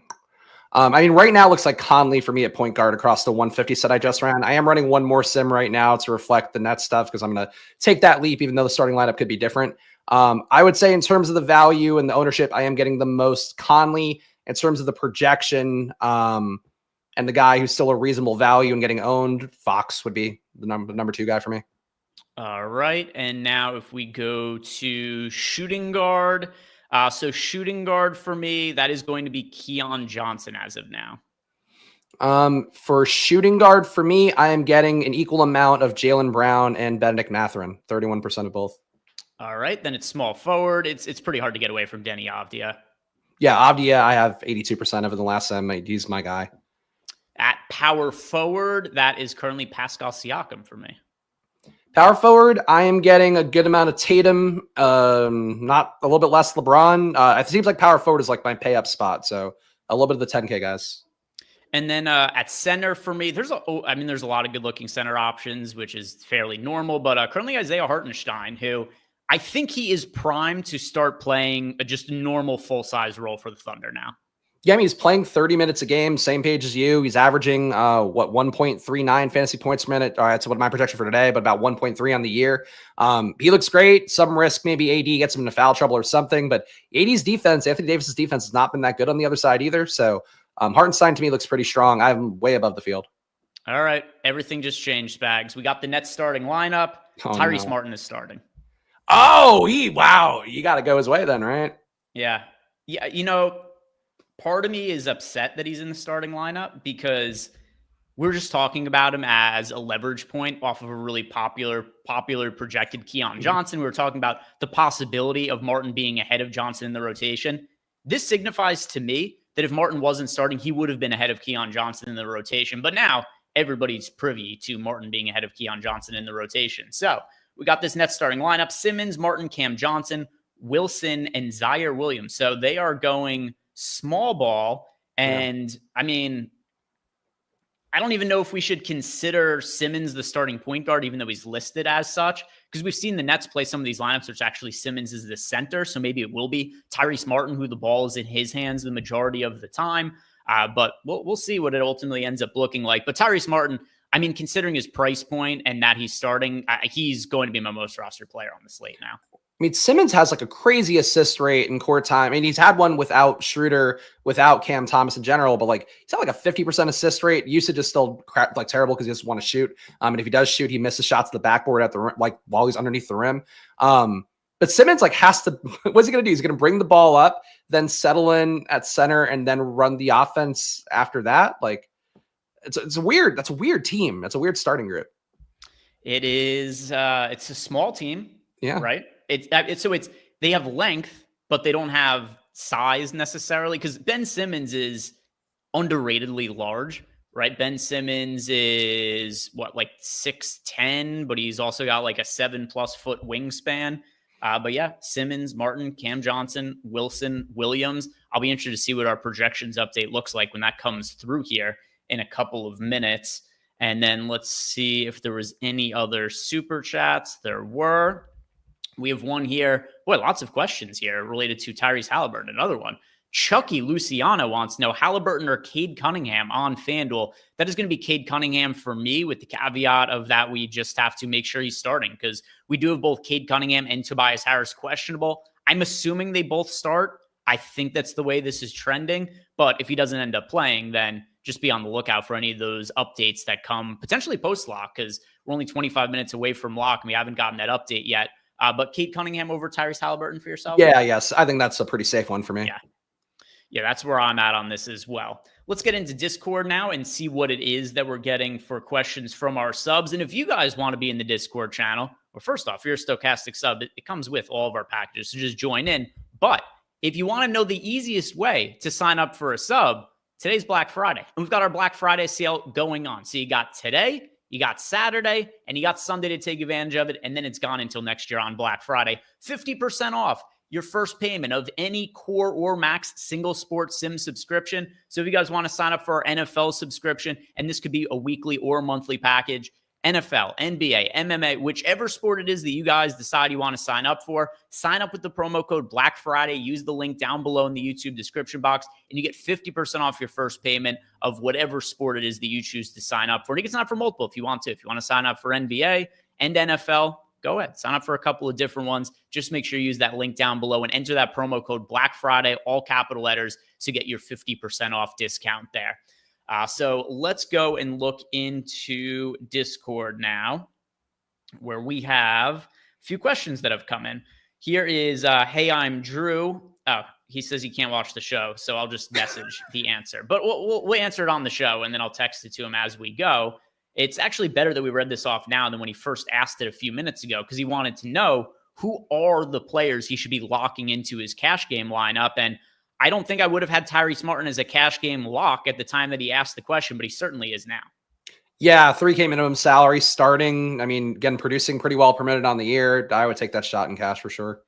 Yeah. Other cash, Denny Avdia, cash game lock. Boy, we've got a lot of value. It's going to be easy to spend up now. Jason Tatum, I think you should be spending up for in cash games. He's the most popular projected spend up option, and it's easy to get to him with the added value that's come up on the slate. Malik Monk, I think you should be playing in cash games today. Pascal Siakam. Anybody else you'd call a lock for cash games?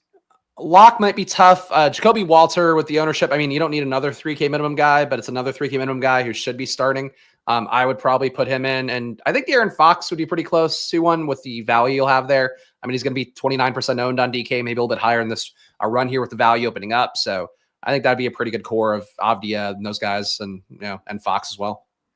Next question here. It is coming to us from, here. This is a question about Odd Shopper and Portfolio EV. Omega 2K1 wants to know, does Portfolio EV support Vivid Picks or other pick'em sites? Yes, we do have a pick'em optimizer over in Odd Shopper. So I cannot play pick'em from New Jersey, so I'm not super familiar with the ins and outs of pick'em. But I'll tell you right now which ones it is that we have in the optimizer. And also, we've got the Thanksgiving deal. If you sign up for Portfolio EV with the promo code THANKS, another Black Friday deal. You guys do get 75% off of that one.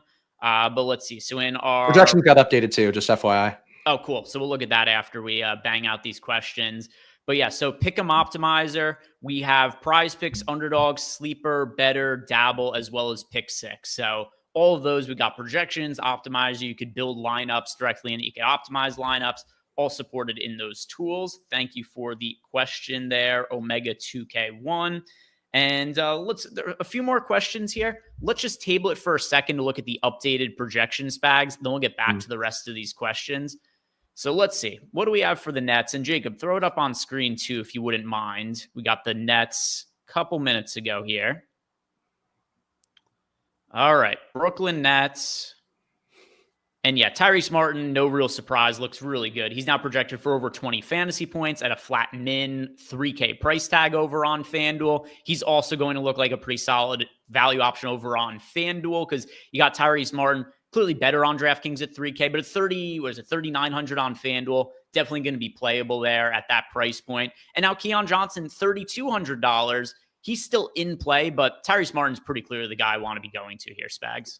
Yeah, Tyrese Martin, again, I probably am overprojected because it's small sample size stuff, and the very smart projection team knocks that down a little bit to get you closer to what a true median outcome is. But if you don't touch his rates, you just kind of let him ride based off of what he's done per 100. I would have Tyrese Martin projected for 28 fantasy points at his 28.5 minutes. Expect it to be lower. I think if you want to split the difference into two, set a 22, 23-ish projection if you want. But the dual position eligibility, 3K salary starting, and he's played pretty well. He's one of the best plays that I would have not thought would be one of the best plays today when we started the day. Yeah, and that's why we don't enter our NBA lineups at 10 a.m. and forget about it because we're all. Could you imagine if you did that every day just to see how it would do? I've had people who do that and they can't figure out what it is that's going wrong, and they're like, "Hey, I don't know. Check out my lineup. What's wrong?" Or people get upset. I've had people message me and. Often people get very, very upset at me on Twitter and in my DMs because my DMs are open. But I mean, there's not really that much you could do about people who say, hey, I watched this show you were on in the morning, whether it's like a VOD I uploaded or if back when maybe I was doing a strategy show with Josh and somebody messaged me and be like, hey, you said that you like James Harden today. I played him and he scored 0 fantasy points. Like, well, yeah, he got ruled out. He was a late scratch for the game. And people, yeah, you'll see people just build their line. That's why there's an edge though. Some people just play lineups in the morning and I don't know. I get confused sometimes. We talk through all the strategies of what we're doing and people watch the show and they just are like, hey, I played this guy who wasn't active and it's my fault. So anyway, yeah, you just make sure you keep that stuff updated over the course of the day because Tyrese Martin wouldn't have expected him to be a guy earlier on in the day. Let's see if ownership projections are updated. It's probably coming through in a few seconds, if not yet. Yep, they just got updated. All right, let's see where we've got these guys. Yeah, Tyrese Martin now projected for 60% ownership. That's about what I would expect to be the case here. And now Jacoby Walter, he's at 23% ownership. And Keon Johnson is now at 16.4% ownership. So here's another kind of interesting angle to this, Spags. Before we were talking about Tyrese Martin as the pivot off of Keon Johnson. Has Keon Johnson become a pivot off of Tyrese Martin now? I think that's a reasonable way to look at it. Yeah. Like I still don't want to play Keon Johnson because I have Tyrese Martin projected so well. Yeah. Like legitimately, he can't keep up shooting as well as he has. Even his free throw shooting or like, I don't know, like everything's probably gonna get a little bit worse. Like free throw shooting, probably not 65% free throw shooting on the year. But like I see the gaudy true shooting numbers. I see that he's maybe lucked into a few rebounds as well. Kind of guy that could easily just fall apart in, having a full run of minutes here. But like I have them projected substantially better than Keon Johnson. So I'm with you on the game theory. I think if you hold your nose on projections for this particular thing, you'll probably be smart to do that. But I'm going to play Tyrese Martin as he is and pray that we found a little bit of a gold nugget here on the slate. Yeah, so I am in the process of updating everything. And now that we have the ownership updated, I could run the contest generator and then the sims afterwards. So I do expect that I'm going to have Tyrese Martin in the majority, if not almost all of my lineups for tonight. But I do know that people are going to ask us, can they get off of Tyrese Martin? For me, I'm just going to play him. But if other people did want to get off of him, I think Keon Johnson's the way to do it, correct? Yeah, I think that's reasonable. I mean, you could also, I mean, yeah, it's just you're paying up for what here? I guess you could pay up for Jalen Wilson, and that's still a pretty good value, but 4,500 compared to a 3K minimum. My school of thought generally is to get a starter here. He's produced well. He's 3K minimum. Just play the guy and hope it works out. And frankly, with how highly owned he is, he could still win a tournament if he were to put up 20 and change and didn't have like the greatest day in the world, but hits that median projection. So I would say play him, but I think Keon Johnson is the most live pivot. And honestly, Shake Milton is not playing well this year. His usage has been down. I don't know what the deal is with him. He does theoretically have a little more upside too. So just playing one of those guys who can kind of get hot fast would be a reasonable way to do it. But minutes expectation for Tyrese Martin is too good right now. All right. We got Kevin Love. He is available to play tonight. So let's go and look at the rest of the questions we have in Discord as well as the super chats. And then we can do a roundup of the final version of our lineups and what it is that we ended up landing on. Punisher249 wants to know, should I enable or disable duplicate lineups in the entry manager when entering 5 or 6 different contests on FanDuel? All right, so it is a personal preference. I leave them enabled. What the duplicate lineups enabled versus disabled is going to allow you to do is, let's say you're playing in 3 different 20 max contests. What the dupes enabled on would allow you to do is play the same lineups across different contests. Whereas if you only wanted to play one lineup in one contest, then you'd have them disabled. I strongly prefer having them enabled, but if you wanted to make it so that none of your lineups are played multiple times across different contests, then you would disable that. But I recommend that you have that turned on and you enable duplicate lineups there, Punisher. Next question, it is from Brad031988. He wants to know, Martin, Denny, and Johnson. Rank, please. Yeah, so this is going to be Tyrese Martin 1 for me, Denny Avdia 2, Keon Johnson 3. And I'm just ranking them in terms of what I think my ownership is going to be when I update my lineups here. Let's see. I think I would still err on the side of Denny being number 1, just because I don't think there's a world where you leave with like full heartbreak because of how Denny Avdia did. I think there's a world where you could leave with complete heartbreak over how Tyrese Martin did and even Keon Johnson. So I would go Denny 1, Tyrese 2, Keon 3. Yeah, it's just that Tyrese Martin is so cheap and there isn't an equivalent value option that I think he's going to show up in more lineups than Denny will for me. I could be wrong, though. I might run everything and find out that both of them are in like 80% of lineups and then they're just kind of comparable. Here's one thing for sure, though. Those are going to be the 2 guys I have the most exposure to when I update everything in The Sims. Yeah, I fully agreed. That's what I have right now. I mean, Hartenstein's really up there for me, too, because I don't think there's a center play comparable to him, but yeah, those 2 guys, I think, in terms of the wing players, for sure. All right, let's see what else we have in here. The next question, it is coming to us from The Process. He wants to know, do we like SGA today as a top pay-up option? So this is another wrinkle that having somebody like Tyrese Martin as a value play has added to us here, Spags, because now we have this situation where if there's extra value, we have extra salary to spend, which means it's going to be easier to pay up for studs. So with that in mind, and per the question that we have here from Brad, who is your favorite pay up option on the entire slate? Is it SGA or is it somebody else? I think it'd be, so my highest projected guy is AD still, I believe. Let me just sort by projection here. Yeah, so AD I would have by about 4.5 points over Tatum. A little bit of a bigger chasm than Stokastic has. So AD, the best pay up option. The issue is that Hartenstein looks too good to me at his price tag. So maybe a little bit less AD. As a result, Tatum looks the best, I think, the most functional play overall. So I'd say Tatum. SGA, I see the tournament upside. I'm just a little bit low on him projection wise, I think, because of how highly I'm viewing Hartenstein today. But I would say AD and Tatum, and SGA and LeBron are pretty much flat to me. Yeah, I think because of the positions he plays, I'm going to get the most exposure to Tatum. I agree with you. If this is just a utility spot and it's just which pay up option do I think should score the most fantasy points more often than not on the slate, I'm going to say the answer is AD. But if we're just looking at everything considered on the slate and the positions everybody has, the small forward, power forward eligibility for Tatum, it's so much better than what you're getting out of like SGA as just guard, or if you're going to somebody like Anthony Davis, who's only center eligible on DraftKings. And this was a DraftKings specific question that he added in there. So I'm going to have my Sims done probably in like 2 minutes here, but I do expect Tatum to be the spend up option I have the most exposure to. Yeah, I mean, that's how I'm with it too. He's just easy to fit in with his positionality. Are there any lower owned spend up options that you like for tonight? Lower on spend up options. I mean, I think LeBron fits pretty well. Again, he does have the power forward eligibility, which is a big part to me. Power forward's the one spot. There isn't a guy that I think is screaming out to play. So I think that would be sort of my stand, as LeBron looks pretty good. I do think that Sabonis is a little bit of an interesting play as center only. I think that him at 12.5% ownership, you're getting some leverage on the theoretical De'Aaron Fox, 32% ownership as well. Foxby is the better play by a little bit projection wise, but Sabonis is due for some better performance as well. And Fox's rates reflecting a little bit of court time where DeRozan and Sabonis have been out. So I think Sabonis would kind of stand out as a play. As LeBron and Sabonis would be my two.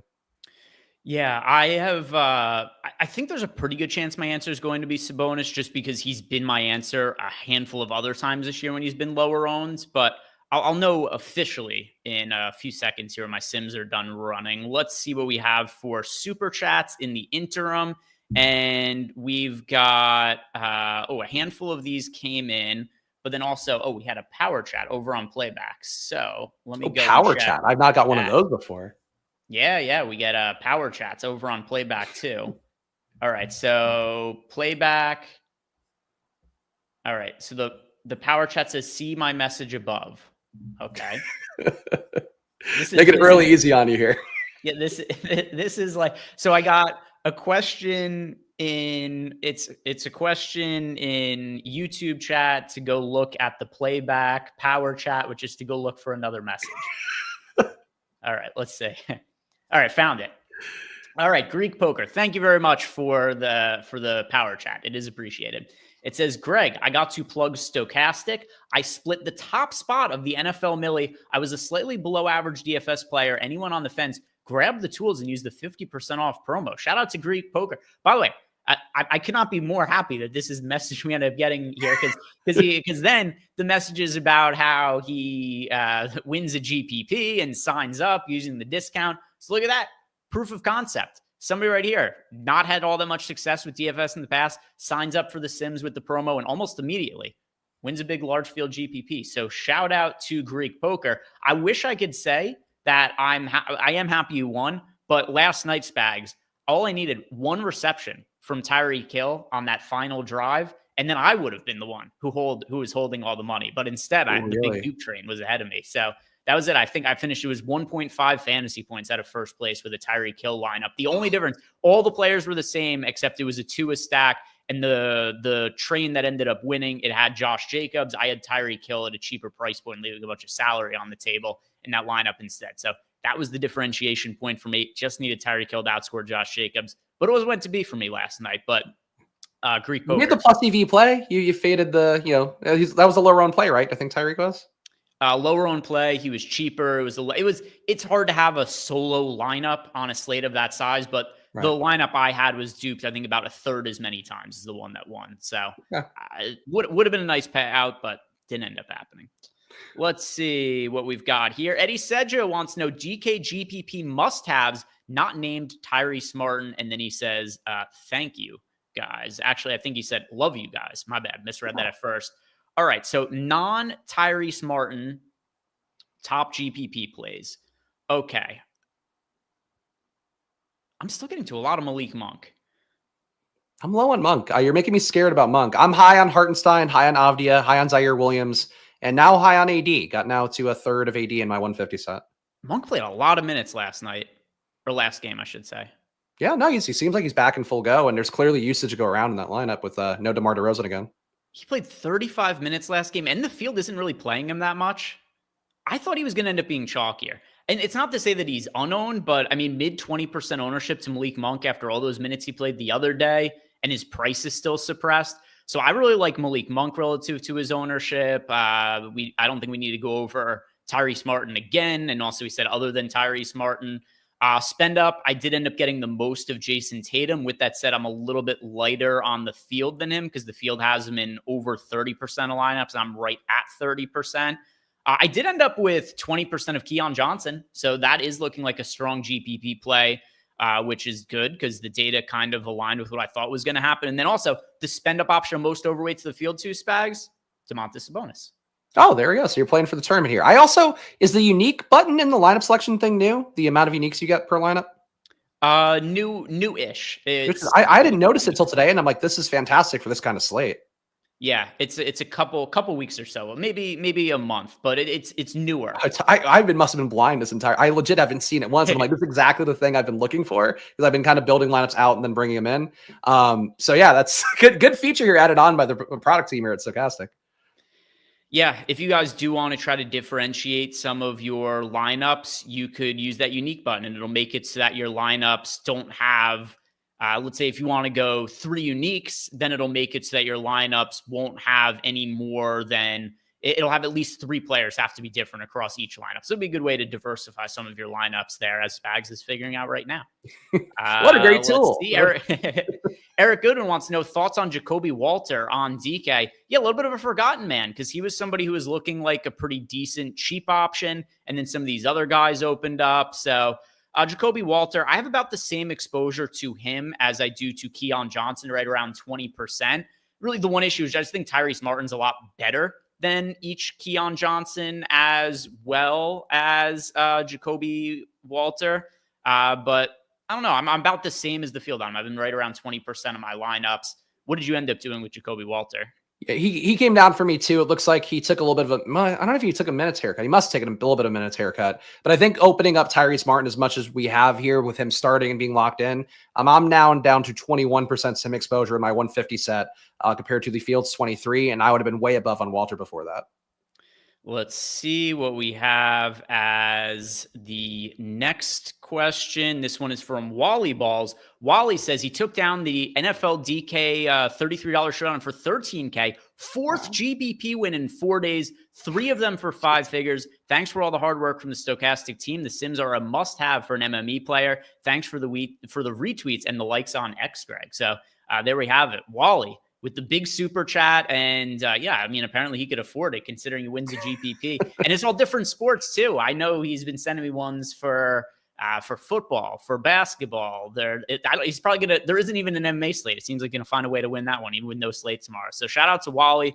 And yeah, love to see all the success there. Then we had the power chat we had the super chat to look at the power chat, to look at the other message. So all of that has been covered at this point. Thank you, Andrew. And then Coley Poston wants to know, can Martin and Johnson both get there? Yeah, you could play lineups with each of, I mean, there's $3,000 and $3,200. It's not insane. They both scored 20 fantasy points. Like that's probably about what it takes from being winning lineup is 20 fantasy points. Yeah, that's not too hard to hit. Obviously, again, a ton of usage to go around. You got to keep in mind it's Cam Thomas and Schroeder out. Like those are your 2 ball-dominant guards who are taking away about 50% of the possessions when they're on the court between their usage rates and assist rates, which maybe not for Cam Thomas because there's not a lot of assist rate there, but still a lot of possessions that are available. So you could have multiple guys hit if somebody gets hot. Downside, and one thing I will say, which I know somebody in the chat said, they are still playing Orlando. So you're playing one of the toughest matchups and you're getting guys who are probably not starter caliber guys. So one thing to keep in mind if you are going like completely nuts and Nets guys and really overloading that team. Back into Discord, because I see we have a question come through from M Grizzly, and then just a couple minutes left to go. The hour, it always goes fast somehow on this show, Spags. The hour speeds by. The chaos probably helps a little bit. Thoughts on Dalton Connect today for a DK GPP? Are you landing on Dalton Connect at all? I was getting him a lot more before. Also, are you good with lineups? I can stall too if you need to. Yeah. No, I'm good. Okay. Yeah, Connect, I was getting a good amount more as a play, both with the Stokastic data and mine mixed in as well. Now down to 1% Connect, feel to be at 12%. Don't think he's a bad play by any stretch, but Rui being in does cap the upside a little bit, and now we have legitimately very good values. Shooting guard, small forward, that price tag, you want to take your shot at him, you can, but certainly not a priority for me at this point.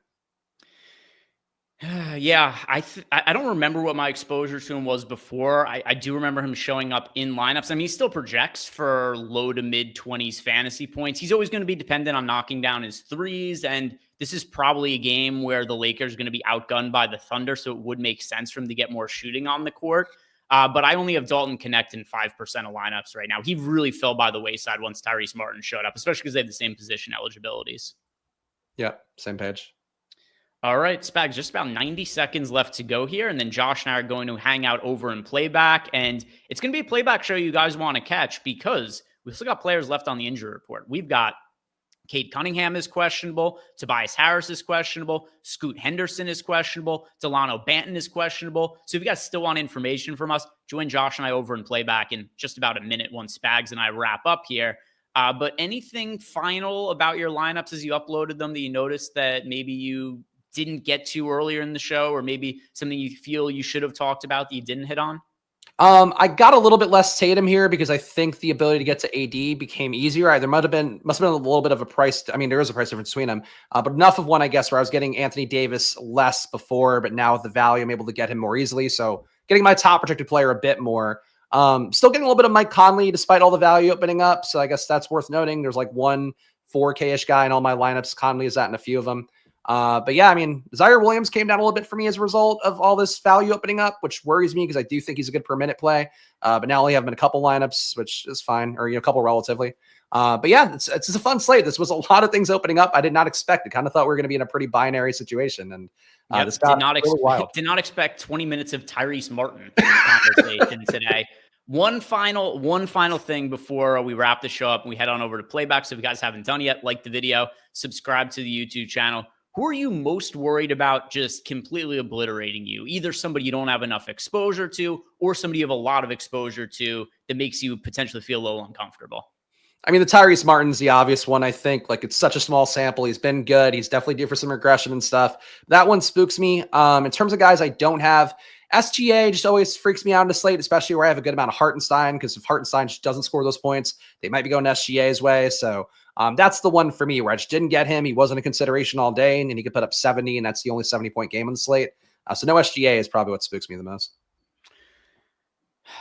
I mean, I have so much of Malik Monk, which I thought about dialing back, but then I just looked at it more and I was like, I don't know. He played 34 minutes last game. DeMar DeRozan's still out. If this is what I'm getting to when I run everything through the Sims, I'm just going to stick with it. So Malik Monk, if for whatever reason his minutes aren't close to what they were last game because his minutes could have variance to him, that's certainly something that could end up ruining me today. So I'm sticking with Malik Monk, but he's my most overweight player I'm most highly dependent on for the day. And yeah, I could see a scenario where the minutes just dry up because we saw it last year at times where he was playing a big role for the Kings and then De'Aaron Fox get ruled out. Malik Monk is chalked and somehow Monk plays less minutes. So hopefully no fuckery with the Malik Monk minutes. But Bobby Portis effect.